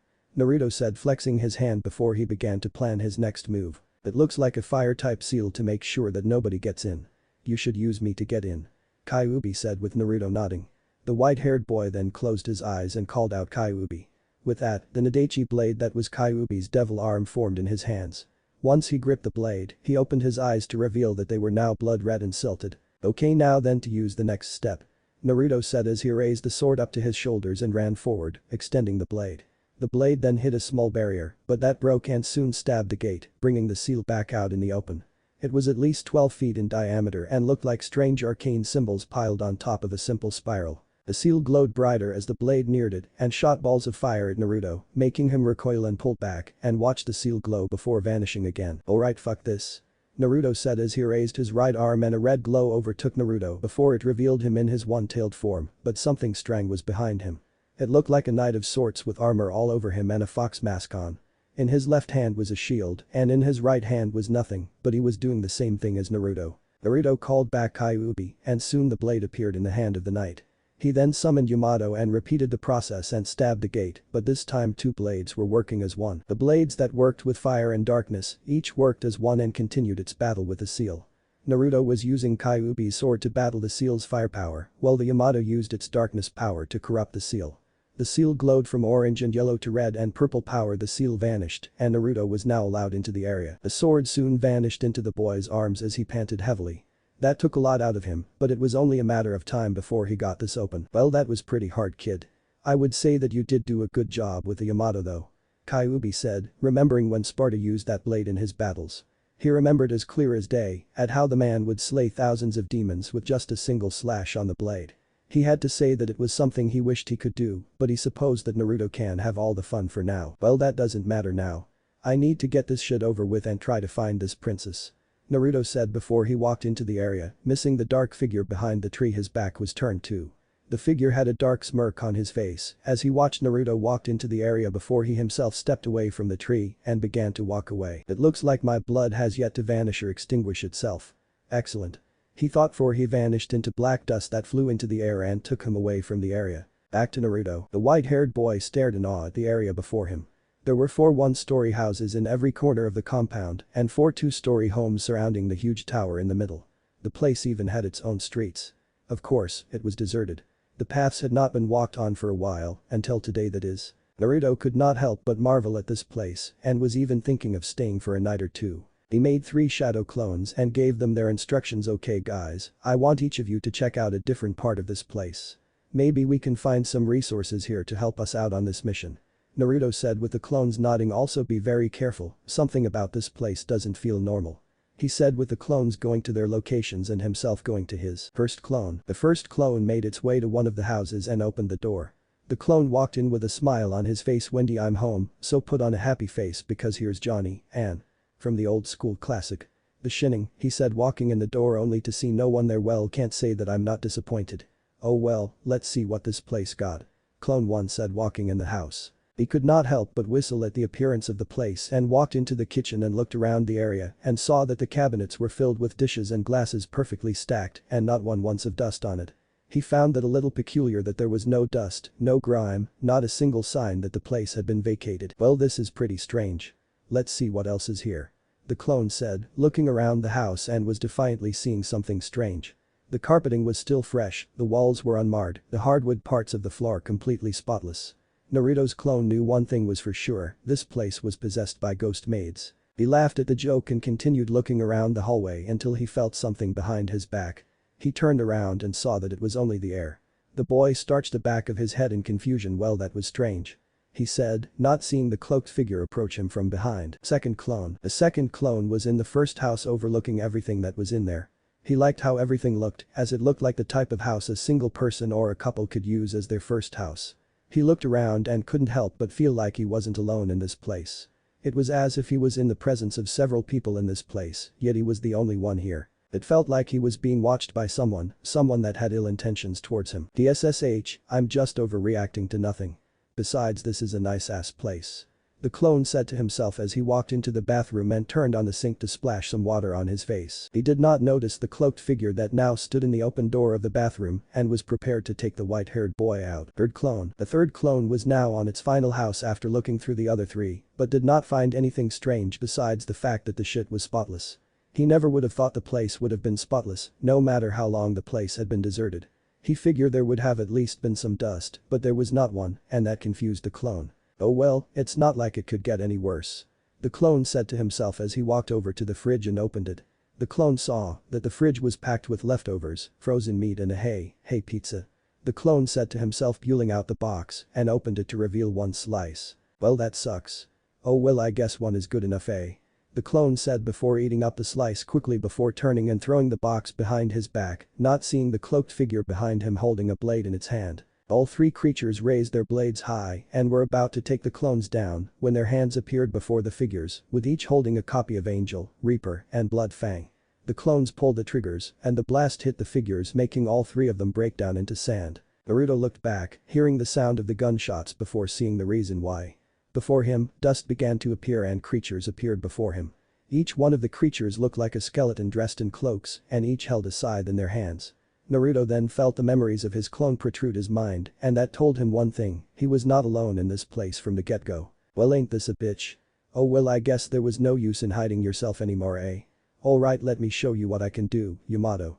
Naruto said with the okatana appearing in his hands. Almost as soon as that happened, one of the demons pounced to attack him, only to be sliced vertically by the white-haired boy before he vanished and reappeared behind the backs of several others, with their heads coming off. Naruto looked behind his back and saw more coming at him, so he dismissed Yamato and pulled out Reaper and Angel and began firing rounds at the demons. He fired at one, which quickly died on the spot. He then ran up to the body and used it as a trampoline, which helped him flip his body to faces the ground. He then began to spin and fired more rounds at the demons below, which killed about 2 before more materialized themselves. He landed in the middle of some of them and began firing more on his sides before aiming his gun behind his back and to his left. He did this a couple of more times until all of the demons were gone. Once he saw that they were gone, he began to walk away from the scene, only to spin around and fired another round off Reaper and watched a bullet curve in the air before going through the head of another demon that thought it could sneak up on him. Naruto scoffed as he put away his toys and began to walk towards the tower in this compound. Something told him that that was the main reason for all this. He walked into the tower and saw that it was pretty tall. It had a lot of windows all around it that was open to the light and a staircase going all the way to the top. As soon as Naruto was in completely, the doors closed and soon the whole place was covered in darkness. "Who dares to show himself within this sacred area?" said a voice that sounded like that of an old man. "Sacred? You call this place sacred with all the demons around here?" Naruto asked. "Shut you mouth you little brat, if you know what's good for you," said another voice with a stutter in his voice. "Well, tell me who or what the hell you are, then maybe I'll be cooperative." "Watch your tongue, child. Also, don't you know it's impolite not to introduce yourself first before asking for their name?" said another voice that had a deep tone to it. "Fine, my name is Spartanamicus Naruto. Now who the fuck are you three?" Naruto tapped his foot, getting impatient with the voices. "Sparta. You're the descendant of that bastard's son." The old man's voice yelled with Naruto nodding his head. They were obviously pissed off. "Yep, I am his last descendant," Naruto said, only to hear another voice growl loudly. "I've dreamed for many years of the day I kill the bastard child of Sparta, and now I can get that by killing you. Now, descendant of Sparta, prepare for your punishment," the deep voice said. Naruto was expecting an assault of some kind, but was instead greeted with the floor simply vanishing into thin air and was now free-falling to the ground below. A ground he figured was covered with spikes. "Well, I didn't see that coming, oh well, no use in complaining," Naruto said to himself before summoning Kyuubi's one-tailed form and used the fox claw to slow down his descent. He whistled a sigh of relief as he saw how deep the hole was and wondered what he should do now. "You should continue downward," Kyuubi said as he got over the surprise and was now waiting to see what would happen now. "Continue down." But there couldn't be anything down there of any importance, Naruto said before letting himself go down a bit and was now heading towards the lower levels of this tower. "It's because this whole place has a very high sense of demonic activity and the only way to find out what it is, we need to explore it," Kyuubi said. He saw Naruto make it all the way down to the bottom. Naruto looked to the side and saw that there were indeed spikes at the bottom and they looked to have some dried blood on them, meaning that they have been used before. Naruto just simply looked ahead and sighed in boredom before he walked down the hall. He guessed that he had time to kill before going back up to find the princess. Chapter 5 Naruto vs. the Temen Naigru. What's up everybody? Here's the next one and I also made another choice. I decided to go ahead and put Tsunade in. Deep down inside me there is a Naruto Tsunade and he wants to come out. Now I know you're sad because you would like Jiraiya to get with her, but in the end would that matter? Besides, I got an arc planned for him, so just relax. Now let's get it on. Deep within a dark cavern, a white-haired boy could be seen walking in the darkness, holding a lit flame in his palm. He has been here now for over 20 minutes and has yet to see a light at the end of this tunnel. Sure, he felt a large amount of demonic energy held within this place, but was still wondering what could possibly transmit that kind of power. I think I might know what it is," Kyuubi said, though Naruto was able to keep his focus and talk to the fox. "Well, whatever it is, tell me while I'm in a good mood. God knows I want to get the fuck out of here," Naruto stated as he saw only more darkness, though thankfully he still had his night vision, which was helping him out more than the fire could do for him right now. "I think that this is the spot where Dante hid his devil arms after the battle on the Temen Naigru," Kyuubi said with Naruto raising an eyebrow. "The Temen what? Exactly?" The Temen Naigru was an edifice constructed by the High Council of Demons 2000 years back as a border between the human and demon worlds. Well, this happened, several demons came into the human world only for Dante to take them out one by one and eventually gaining Sparta's greatest weapon, the Force Edge, Kyuubi said with Dante nodding, confirming that his words were indeed true. "The Force Edge? Why didn't they have it with them when I met them?" "Because a long time ago, when the Devil King made his return, Dante had to use not only the Force Edge to reseal him, but all the devil arms he gained in his life. They were spread across to unknown locations, but the Force Edge was never seen again. But somehow I am getting this familiar sense about this place, and I don't know why exactly," Kyuubi said with Naruto finding his solution in a small light in front of him, even though the temperature kept dropping by the second, but thanks to Kyuubi, the cold didn't affect him like most would think. When he came out of the light, he saw that he was now in some kind of courtyard covered in snow and ice. It confused him greatly, as how the hell was he supposed to underground and there was fucking snow on the ground in a courtyard. "Oh shit, Naruto. Be very careful here, you are not alone," Nero said as he remembered this exact same scene and what will happen next. Before he could respond, two red females came into view and each one had a very sexy voice to them. "Hey there big boy, did you come here to play with us?" one of the females said with one of them feeling on his body. "Resist the temptation.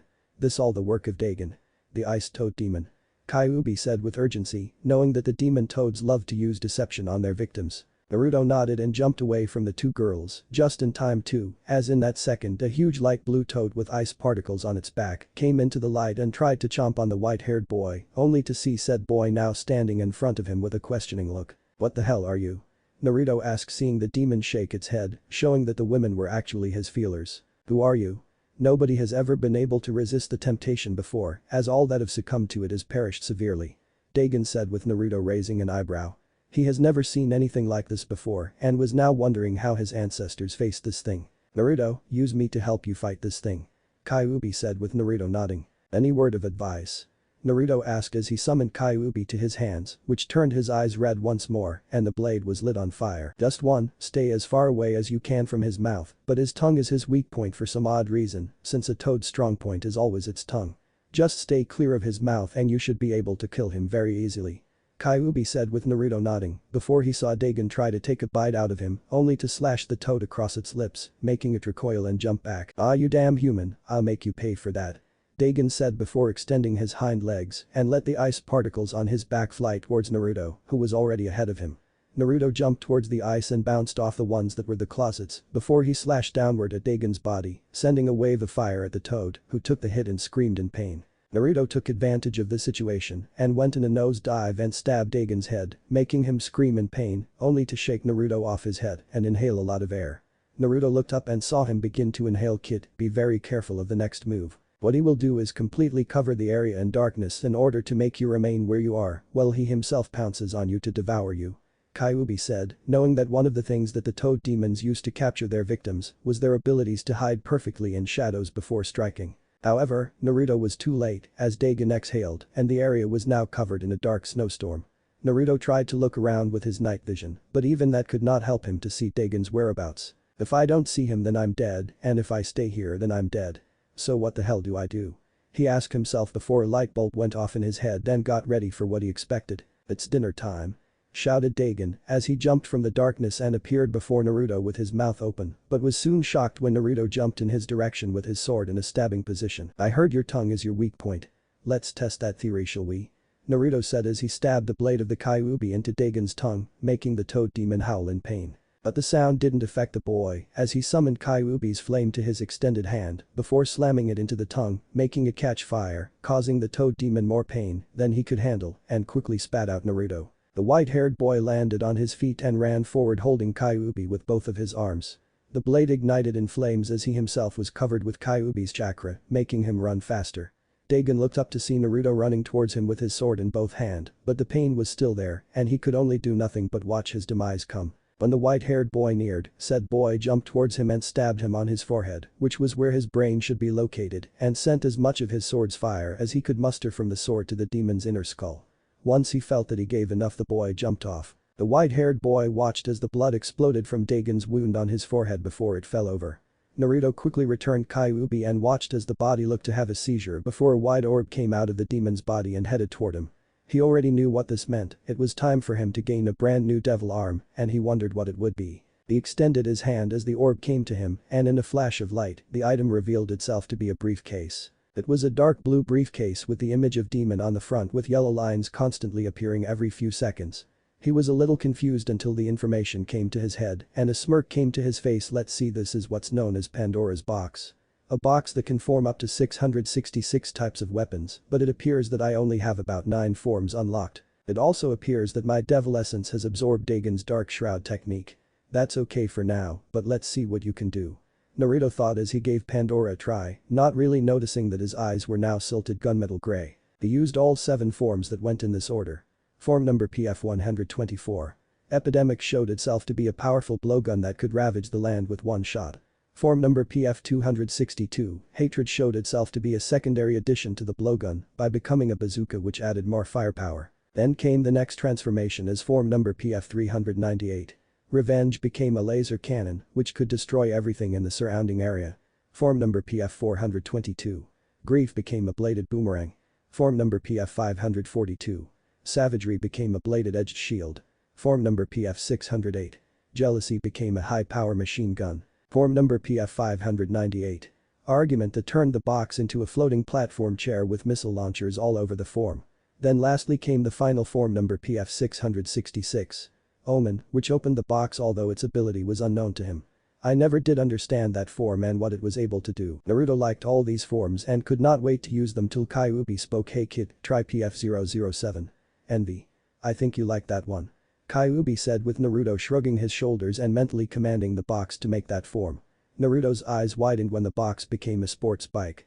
I don't want to describe it, so I'll just tell you. It's a 2009 Suzuki bike, and the color is dark blue of course, with the only difference being that Naruto's bike has Pandora's image on the front. Naruto placed his hands on the handle of the bike and revved it up, hearing the back wheels grind on the ground and the small jet behind it hum. He got on it and without anything else to say, the bike went off and he was now riding towards the next battle. 20 minutes later, the former blonde made it to an area that looked as if it was completely covered in ice, with a cave right in front of him. Seeing that as the best place to go, he called back Pandora and began walking towards the cave. Once he entered the cave, he saw that all the walls were completely covered in ice, but thanks to Kyuubi, he was able to withstand any temperature below 500 degrees centigrade. He looked around and saw that there was a giant thing in front of him, covered in what looked like ice armor, and had chains connecting its body to the wall. Now this is strange. What the hell is that? Ah, that is good old Cerberus, the Ice Guardian. He is a very noble demon and is very strong when he gets either serious or really pissed. Kyuubi said while continuing his explanation to his vessel, he is a three-headed dog, which can scare easily if you aren't one of us. He mainly uses ice attacks in his size, but once you get past that measure, you should be able to take him down very easily. I advise you to use either Kyuubi or Rebellion, as his main weakness is fire and inconveniently his size. Kyuubi said, as he remembered when he first fought Cerberus and how hard it was to take him down. After digesting all that, he turned to examine the huge beast that was Cerberus. Just as he stepped forward, however, the room began to shake and he quickly jumped back, dodging the large block of ice that came crashing to the floor. Looking back towards the creature, he could now see it was a large dog with 3 heads each with different colored eyes. "Leave now, mortal. The likes of you are forbidden in this land, you who are powerless are not worth to set foot here," came a masculine voice from the dog demon center head, shocking the boy. Wow, I've never seen a talking mutt before. I can walk up walls and seen people walk on water, but still this takes the cake. You know, I'd bet you'd be a shoe-in for first prize at a dog show," said the white-haired genin, smirking at the end. "You, a mere human, dare make a mockery of me?" growled the beast. Just as it finished that sentence, it arched its center head back, red eyes glowing before sending a blast of ice towards the boy from its mouth. Seeing it coming, the genin dodged it, jumping over it before landing on his feet calmly. "Easy there, Fido. How about I take you for a walk?" he said before clapping his hands as a means to calling a dog. "Come on, Fido, let's go, boy," he said while whistling to the dog as if calling him. "You'll regret that, you worm," snarled Cerberus, getting a smirk from the boy. Naruto then held up his right arm and called out Rebellion, with the broadsword appeared in his hands and a smirk came to his face. Cerberus wasted no time and launched a ball of ice at the white-haired boy, who cut it in half before running forward calling out Stinger and went like a bullet at Cerberus's right leg. The sword pierced the dog demon's skin, which made it grunt before raising its left paw and try to take out the white-haired boy, only for Naruto to vanish in thin air. The white-haired boy then reappeared in the air and chucked Rebellion at Cerberus' left head before he pulled out his guns and fired off several shots, with one hitting the handle of his sword and making it fly faster and hit the ice on top of the head and broke it off instantly. Naruto then sent himself flying towards the sword with an extended right foot and kicked the sword through the head, making it scream aloud.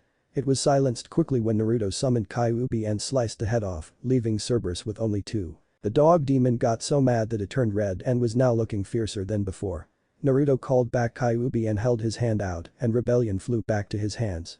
When that happened, he jumped over Cerberus, who charged at him as a means to eat him. Naruto landed on his feet only to dodge another attack from Cerberus, who used his voice to rock the area and caused ice particles to fall from the ceiling. He quickly placed the sword on his back and used the skills he gained from his training in the trickster style to dodge all the particles. He quickly jumped into the air to dodge a large blast of ice that Cerberus sent his way. He took out Blood Fang and charged it with as much chakra as he could into the gun before pulling the trigger and watched as the bullets hit his right head and exploded in fire, making the demon cry out in pain, with the ice being blown off completely as well as the center head. Naruto then got an idea and knew that this would work. He quickly placed Rebellion on his back before he crossed his fingers for his favorite jutsu and made about 30 clones. Cerberus then looked to see the white-haired boy with 30 clones of himself, each holding copies of Angel, Reaper, and Blood Fang in their hands, which was currently being charged by the clones. It was not hard to find the original, as said original was standing tall, with his arms crossed. Naruto then grasped Rebellion's handle and held it above his head ready. Naruto with the clones getting on one knee aim. Naruto said with the clones aiming the guns. He then pointed Rebellion's tip at Cerberus and called out fire. Which they in fact did, letting loose a large barrage of bullets at the demon's body, which made said demon cry out in pain. Naruto kept the clone's barrage going for a full minute before he saw the demon's body hit the ground hard. Naruto called the clones to a halt and dismissed them, feeling the information and memories they obtained during their time. Naruto approached Cerberus, who was trying to stand but was doing a sad job of that. "You're not human, are you?" questioned Cerberus from his position on the ground. "Who knows? I'm not even sure myself anymore," said Naruto with a laugh. He had been asking that one question about himself now for the longest time, as he had the mind of a human but the power of a demon. Maybe he was the balance in between, but he would not be able to tell at the moment. "Regardless, you have proven your ability. I know when I'm beaten by someone stronger," Cerberus said, standing up and coughed loudly. "You have earned your victory and shall take hold of my soul. Now go forward with my blessing." Cerberus said. He began to shudder and his body exploded. When the smoke cleared, all that could be seen was a glowing blue sphere of light. Naruto sighed as it floated near him. The damn dog could have at least pointed the way out first. Regardless of this, he accepted the dog's soul as it came to him just before a flash of light hit him. When the light cleared, he was holding a tripartite nunchaku. Each rod was connected to a steel ring. As he held it, an icy blue glue began to surround him just before his eyes glazed over. When he came to, he gained a ton of knowledge about the devil arm he was holding. This weapon had a new style to it, in which you would have to require extreme amount of skill to wield such a weapon. He then looked at one of the ice particles and saw that his eyes were now light blue due to devil essence taking effect. He felt with this weapon, he could fight, no matter what the situation was, in a calm and even feeling. He also learned all of Cerberus's ice techniques, which was another addition to his power. "It seems like with each devil arm I receive, I learn the attacks they used as well. Interesting," Naruto said to himself before putting Cerberus away. He then felt something on his body, and when he looked at it, he saw that he had 2 new tattoos. He saw that he now had a new one under his left arm and one under his right arm. The one on his left arm was the face of Pandora's box with yellow veins appearing around it. On his right arm looked like a light blue arrow, with 2 more coming out of the end of it, though that one looked like a clear snowflake. He smirked at his new tattoo and was now on his way out of the area. 2 hours later, the white-haired genin smirked as he finally made it to the end of the long hallway. It had taken him a while to get to this point as he'd walked slowly through the darkness. The journey, however, had given him the time to work on one of his senses.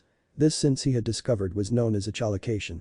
This was not as much of a sense, but was more like a talent that allowed those capable of using it to locate objects by the reflection of sound, though it was mostly found in animals like bats and owls. According to Kyuubi, what he had was several times stronger than that, as it allowed him to see the things around him up in a radius of 20 feet around him without a single blind spot.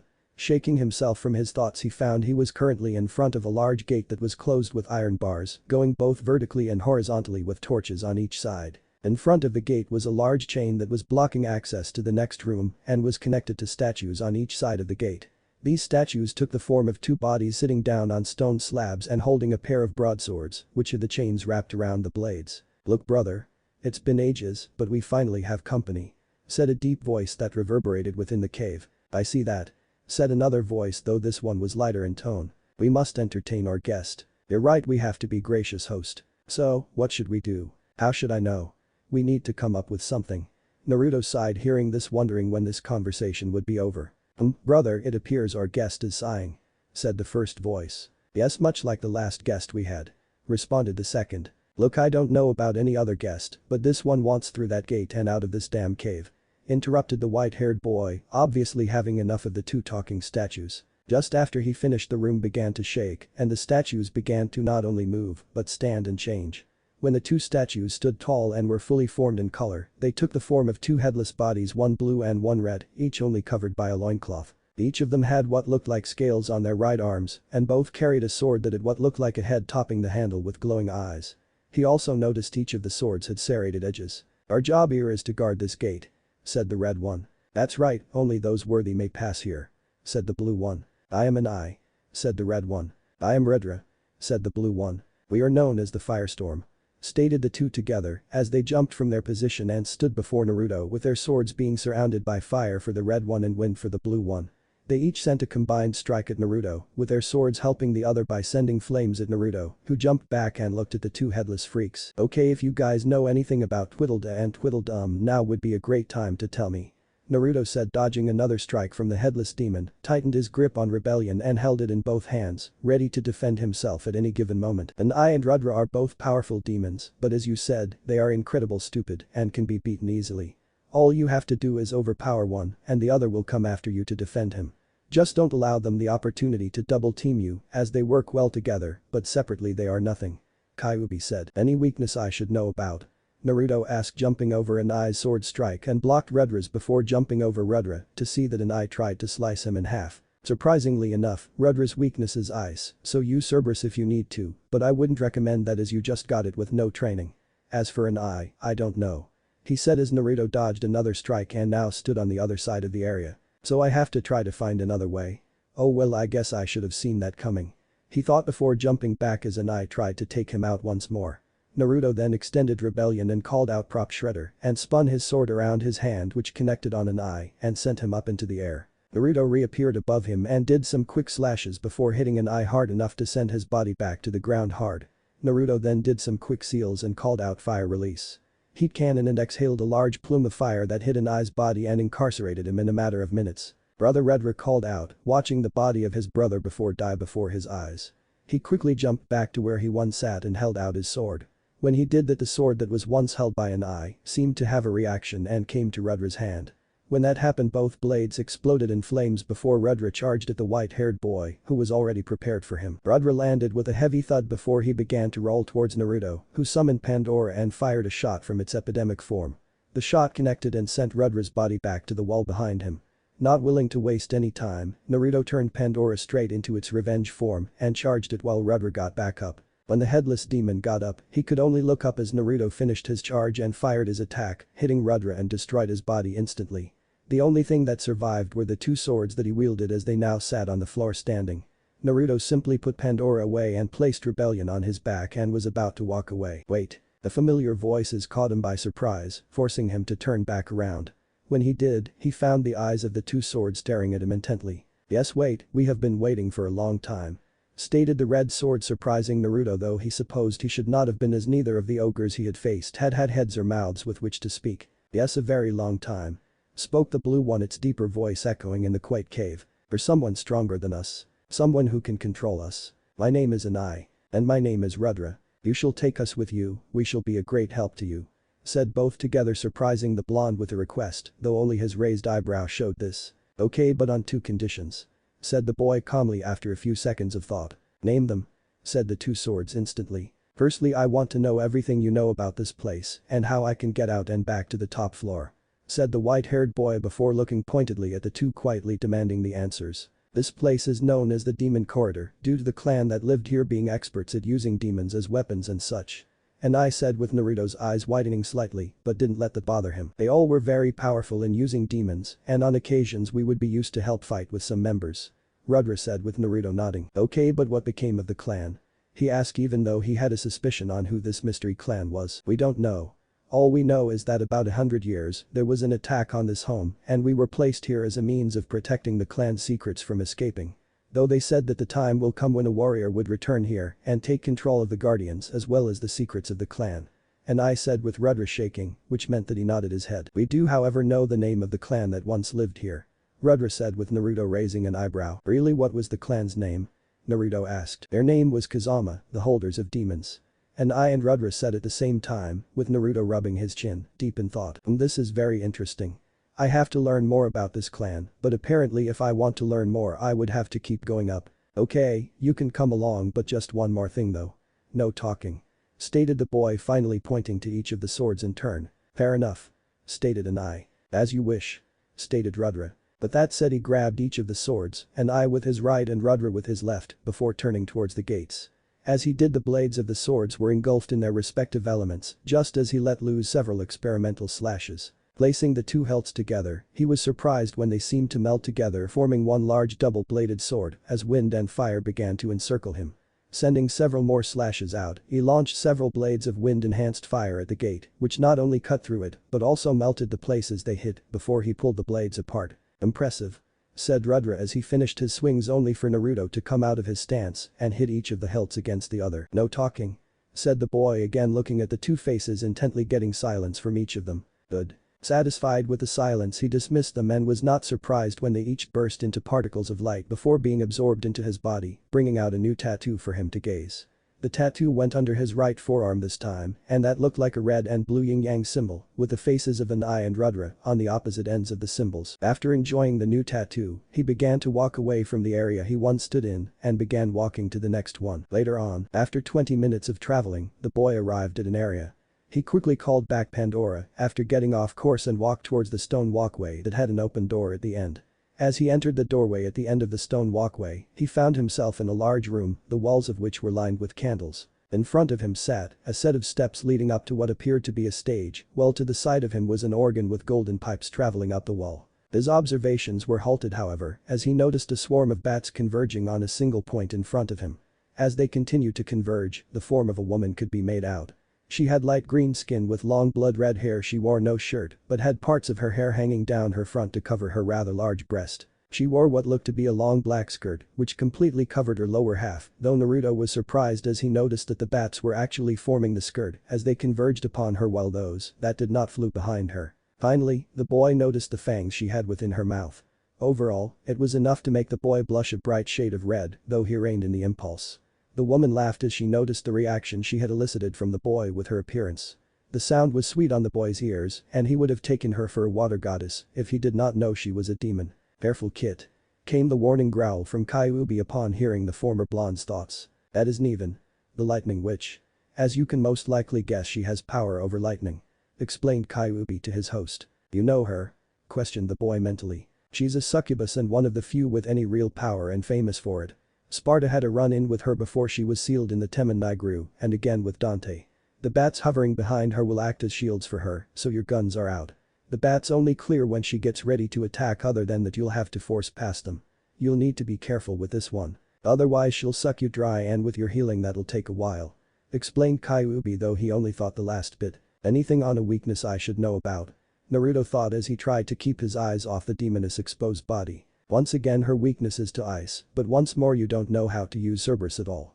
You should use me, as that will help you fight her lightning power with my fire power," Kyuubi said, with Naruto nodding before Niven spoke to him, breaking him from his mental conversation with his demon. "Welcome, sir, I take it this is your first time here," said Niven sensually as she approached the young boy, breaking him away from his discussion with Kyuubi. "Yay, it is.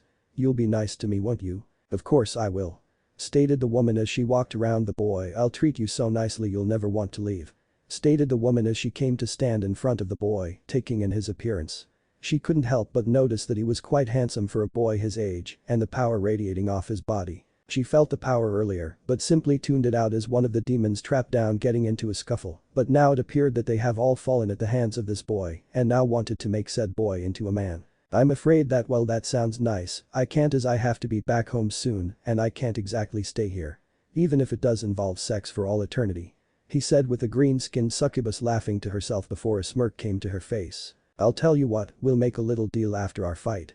If I win I get what I want from you, but if you win, well, I'll tell you if you do win," Niven said, brushing her hand on Naruto's crouch area, making the white-haired boy blush. Niven then walked forward, letting her hand brush on his crouch for a few more seconds before walking a couple of steps forward, before turning and blowing a kiss at the boy, which looked like a strange purple mist. Naruto simply extended his right arm and called out Kyuubi, brining the Nadachi blade to his hands.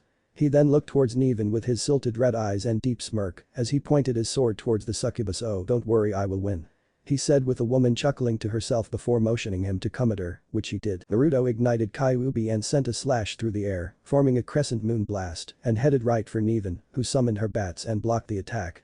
She then sent her palms forward and sent a blast of lightning at Naruto, who rolled to the side and sent more fire at the succubus, who kept blocking with her bats. Naruto then dismissed Kyuubi and summoned rebellion to his hands. He then charged forward, Will called out Stinger, and charged at Niven, extending the pointed tip sword at Niven. The green-skinned demon blocked the attack once more, but this time she sent her bats to surround Naruto and sent blast of lightning at the former blonde. Naruto quickly directed chakra to his legs and pushed himself off the ground, then placed rebellion on his hands before doing some seals and called out wind release.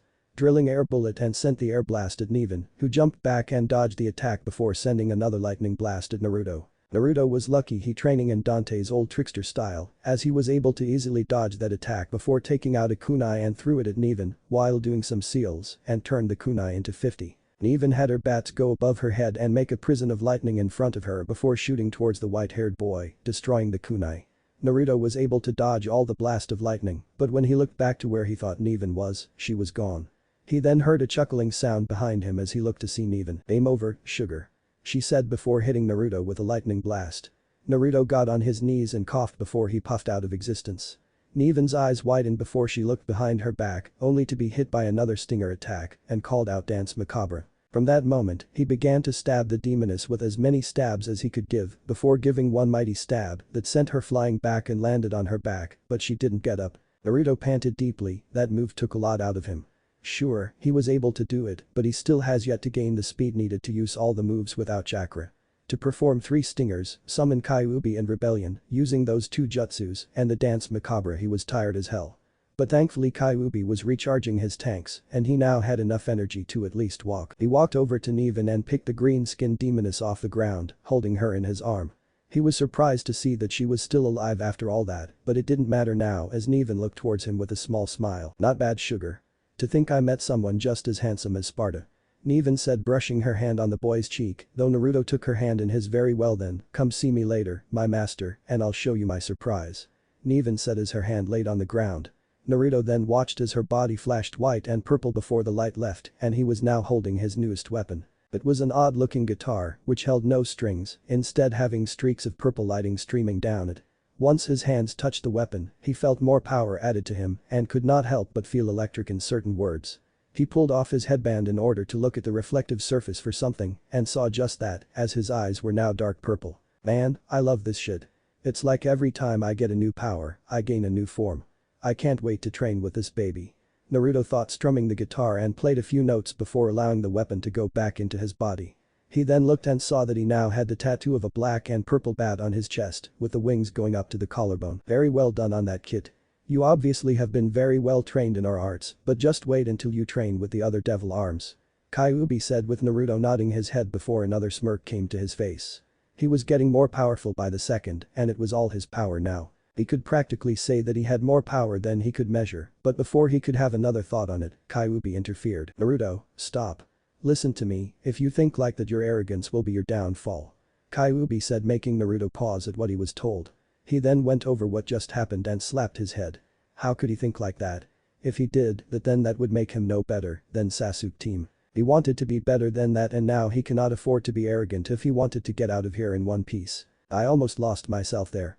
Maybe it's the fact that I keep adding on to my power which would make me think that," Naruto thought before summoning Pandora and sending the box straight to its bike form and left the area. He needed to ride for a while before he continued through the next door. Later on, Naruto once again arrived at another door, though this one was different. The door held what looked like gemstones above it with the kanjis for strength, knowledge, and courage. He did not really know why, but for some reason he felt some type of connection here. He looked at the door more carefully and saw a scripture on it. He read the scripture thoroughly, but all it did for him was make him confused with its message. "You who enter this chamber be warned.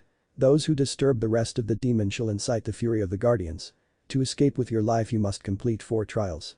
He who completes every trial will earn the key of fire and the guardian's soul. Beware, for only one whose soul is clear and whose blood is pure can go beyond this door and hope to survive. That shall slay, with blades from below, those who bear false heritage." What does this mean? He thought, reading the scripture again. "I believe that this is a message to any member of this Kazama clan that an I and Rudra spoke of who comes and takes the trials," Kyuubi said with Naruto raising an eyebrow. "But I have nothing to do with this clan. But then again, I'm not one to turn down a challenge, and who knows, there may be some valuable shit in there," Naruto thought before shrugging his shoulders and pushing the doors open and walked in on to see that there was another archway. Once more he shrugged his shoulders and walked down said archway and was now standing before an archway that said knowledge in front. He looked at the kanji and saw that it had a scripture under it. "You can only trust the knowledge that you would learn in the least likely of places." He scratched his head in confusion before shrugging his shoulders. Without anything else to say, he walked straight into the archway. After all, what harm could that do? "Now let's get it on." The boy continued down the dark tunnel with his night vision working at its maximum. Sometime down here, it got so dark and quiet that it was beginning to freak him out, and that was saying something. He continued until he saw a clearing at the end. He walked past it and looked around the room. With only thing there was a pedestal and a statue right behind it. Said pedestal held a weapon, which was gold in color and was radiating energy all around it.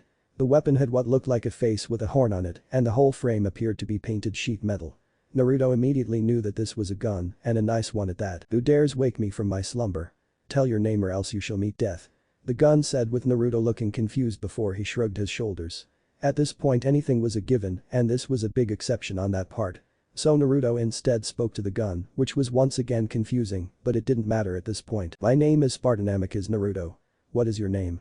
Naruto asked. My name is Yasuragi, peace. What would make you think that you were worthy of me when you do not carry the name of Kazama? At the same time, how were you able to dodge the other demons to get here? It's simple really. I just defeated every last one of them to get here, in fact if it wasn't for certain powers at my disposal, then I wouldn't even be in this location in the first place. Naruto said. He was sure that had certain things not changed at that crucial point in time, then the chance to make change would be impossible to even consider. Interesting. Tell me what would make you think that you were able to defeat the demons if you weren't born of Kazama blood? Yasuragi asked, with Naruto rubbing his chin. I would say that it wouldn't stay strictly on the lines of blood. If this clan was able to do it and I'm not from this clan, it would mean that you were a member by bond, not by blood. Naruto said. I mean sure, there were ways to increase your clan's bloodline without the need of multiple wives, but you would need absolute trust that the person holding your bloodline would honor his word, and that was a risk not worth having. Very good answer Naruto. I'm glad to say that you passed the first test.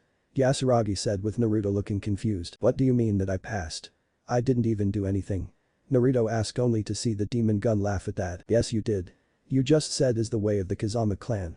They always believed that with no true bloodline to call them clansmen, they allowed in any member that fit the criteria and made them promise to honor the code that the clan has set. I see that code in you and as such I allow you to use me. Yasuragi said, with Naruto reaching forward and grabbing the gun. When his hand touched the gun, his eyes turned deep green. Naruto simply pointed the gun to the statue that was in front of the pedestal and gripped the trigger. Naruto then saw a wide orb appear in front of the firing point before he released the trigger and watched the orb destroy the statue on impact. He gasped at the power that it gave off before the gun simply dispersed and went into his body. He looked around for his new tattoo and saw that it was now between his navel and his chest. It looked like a black upside-down star with 5 points on the open areas and a circle around the star. Naruto kinda felt disappointed that the tattoo looked standard as compared to the others, though personally he liked Nevin's the most. Why thank you master. You look even more handsome with them. Nevin said, making Naruto look around only to find the green-skinned succubus was nowhere to be found. Nevin. How are you able to speak to me? Oh you didn't know? Well I guess that is understandable seeing as how you talk to Kyuubi on an everyday basis, and you are his vessel. Cerberus isn't a talker like you would think, you told an I and Rudra not to talk, and Dagon refuses to talk to you after you stabbed his tongue. Even though technically you did us all a favor, as he would talk you to death if given the chance. However I'm not like them and I can speak to you freely. She said with Naruto nodding. Naruto then walked towards the open doorway and went to the next archway that held the kanji for courage under it.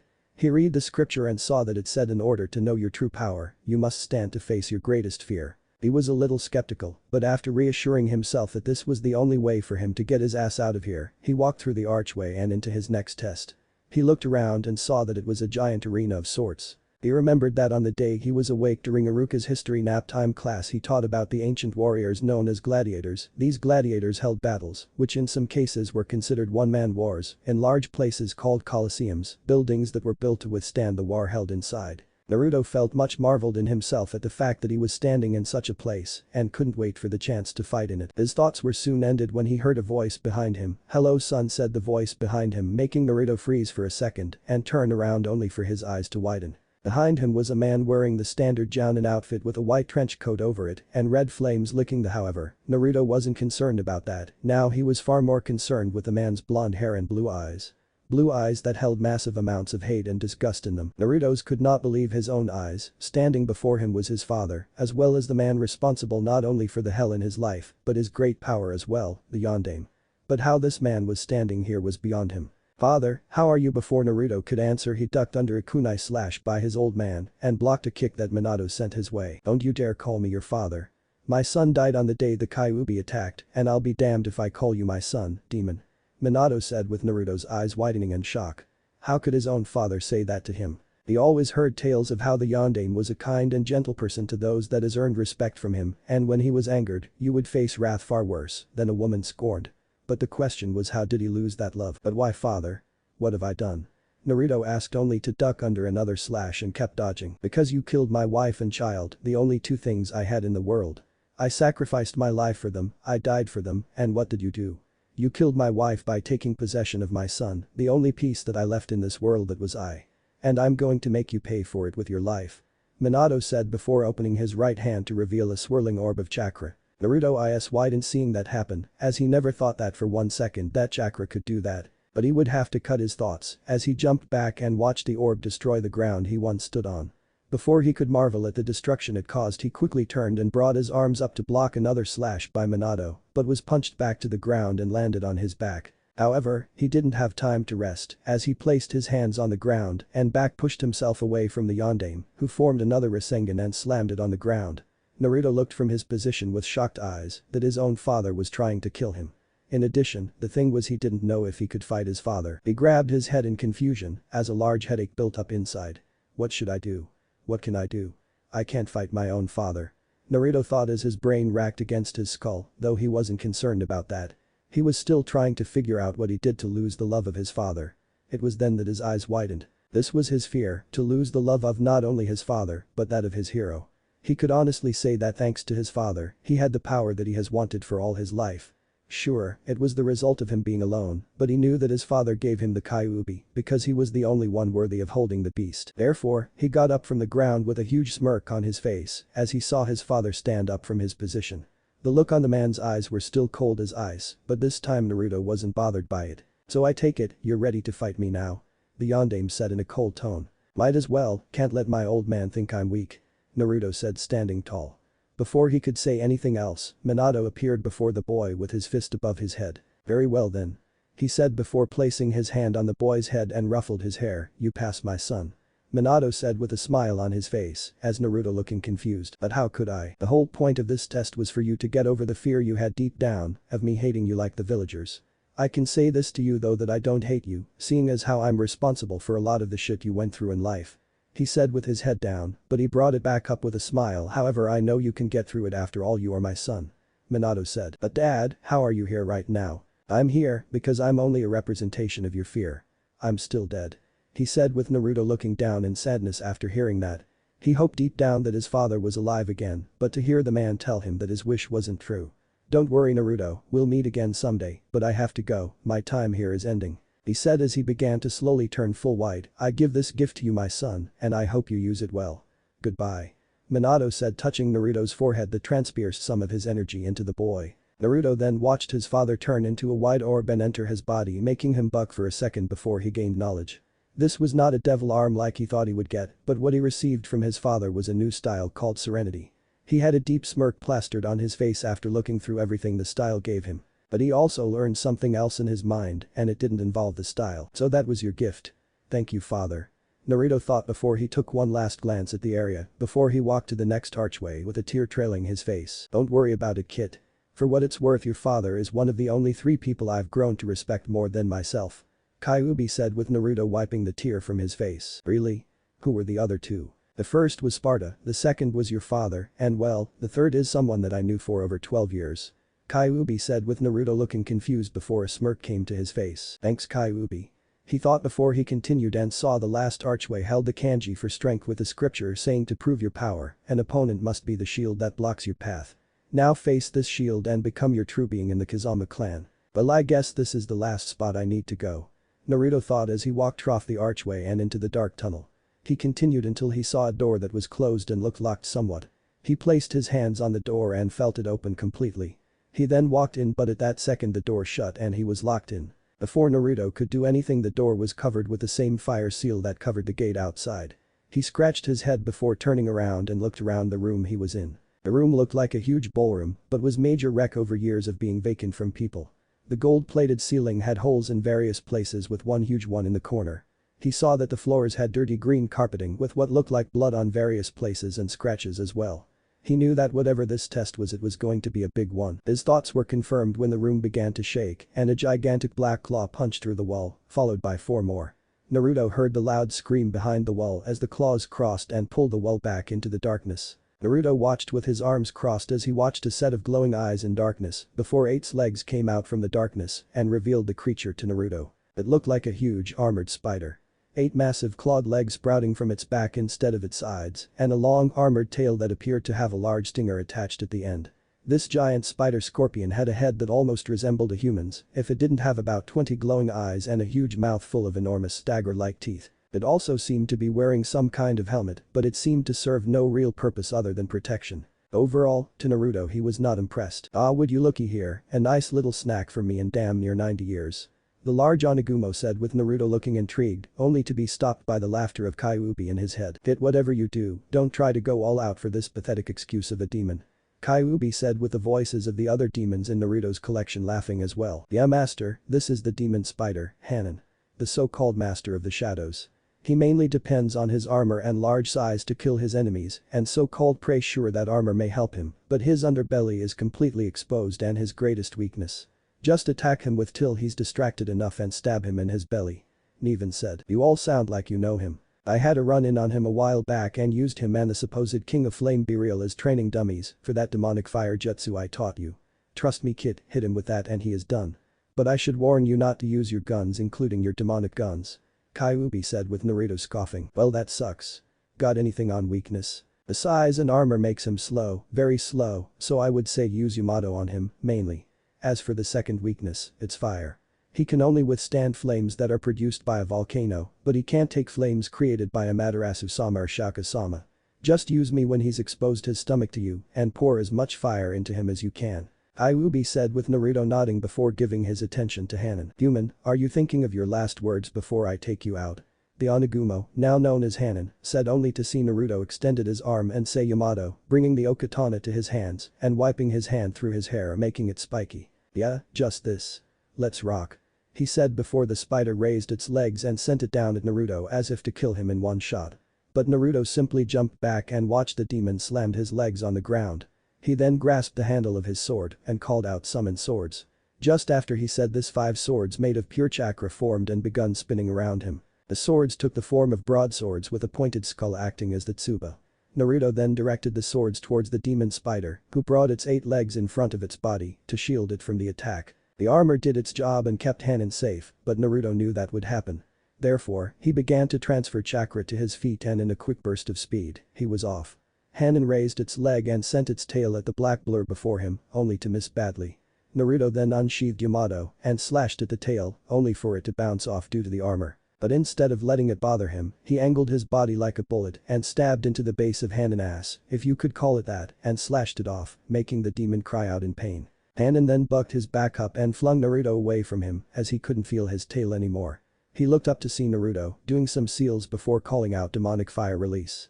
Black fire dragon jutsu before releasing the huge blast of fire at the Onagumo's body, making it scream out in pain. Kyuubi told Naruto that this was by far his best fire technique invented due to its ability to absorb heat energy and solar energy. Now sadly there was not any solar energy present, but there was heat and that was enough to make the jutsu very effective. When the flames stopped, Hanan crawled out and screamed out in pain, "Damn you, you bastard. I'll kill you." The Onagumo said as he opened his mouth and white energy began to build up. Naruto was intrigued by this and was wondering if he should feel a little impressed. He then saw the demon let loose his attack, which resembled the hyper beam attack from that crappy TV show Pokemon. "That's right, I said it." However, it was a little slow to catch him, so he was able to dodge it easily. He quickly returned Yamato and summoned his great friend Kyuubi to his hands. He then placed Kyuubi in his left hand and held up his right.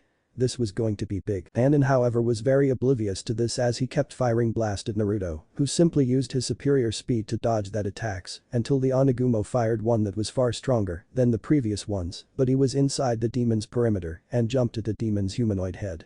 Said demon looked only to see what Naruto was holding. In Naruto's right hand was a blue orb with what looked like chakra strings swirling around, but Naruto was too busy smirking when he reeled his arm back. "I think my father said it best when he named this move Rasengan," he yelled, slamming the orb in the demon's face. Naruto marveled when the attack hit the demon and caused its legs to lift off the ground and hit the wall behind it. Naruto then returned to his right hand and walked towards the downed Onagumo slowly, his blade igniting to red flames while slowly turning blue. "Last chance to give up. I refuse to give up to the likes of you. Now die," Hanan said before lunging at Naruto to devour him. "DSSH, fool," Naruto said before the flames that surrounded his blade turned full blue and turned into a wild flame tsunami. Naruto then swung in a wide-angle arc, calling out demonic fire release. Scar of the blue tsunami. The flames flew at Hanan and consumed him in the flames, thus making the Onagumo cry out at the large amount of pain its body was currently experiencing. And what was Naruto doing right now? He had out a stick with marshmallows on it, which he got from somewhere, and cooked them in the flames, and whistling a tone called someone's in the kitchen with Dina. Anne. Real old school, before slowly eating them while the spider demon continued screaming until its body exploded and a white orb came out of the flames. Naruto took that as his cue and extended his hands to it and white orb flew to his hands and in a flash of light, Naruto now had his new weapon and unlike the others, this one looked very demonic. They now formed a pair of gauntlets and greaves that were dark brown in color and were hard like Hanan's armor. Naruto looked at his shoulders and saw that they formed two demon-like skulls with yellow eyes, and the teeth wasn't horizontal like in a human's mouth, but vertical, and both sides had what looked like wings on both sides. Naruto then looked at his hands and saw that they now had sharp claws as well as sharp claws on his feet, meaning that he could probably scale walls or make a quick kill. He then took off his headband and saw that his eyes were now dark brown matching the devil arm. He then returned the newest weapon in his collection and then looked at his body and saw that his newest tattoo did not form on anywhere completely visible by his eyes, but instead of one tattoo, it was two but the same nonetheless. The new one looked the same as the shoulder pads going along his ribsage and continued down to his waist and the wings frailing down the left and right side of his back and navel. Once he took it all in, he saw the ground shake before him and what looked like a mirror came out with stair leading up to it. What the hell is this? Naruto asked himself. Maybe it's your way out of this hellhole. Kyuubi said with Naruto shrugging his shoulders before he walked up the staircase and into the mirror. It felt like some type of water going in, but he didn't care that much about it as he continued walking to the other side. He came out the other end and saw that he was out of the hellhole, but was not out of the place that seemed to have a never-ending amount of levels to fucking climb. He was now within a forest that had a shrine in the center of the field for something. He looked around and liked the way this place looked, but saw a bed in a corner on the other side of the shrine that had a bundle in it. He figured that someone was sleeping there and he didn't want to wake the person up. However, that was put on hold when he felt something behind him. He saw that it was a large silver dragon with silver bat-like wings flapping in the wind. "Who are you?" Naruto asked. "My name is Seiun, and you have just become the newest holder of the Dragon Clan contract. What if Naruto is blessed by bijuu ancestor harem?" Thanks for watching my video till the end. If you enjoy this content, then do consider subscribing to my channel and leave a like if you guys need the next part, comment down, and thanks for watching the video and see you guys in the next video.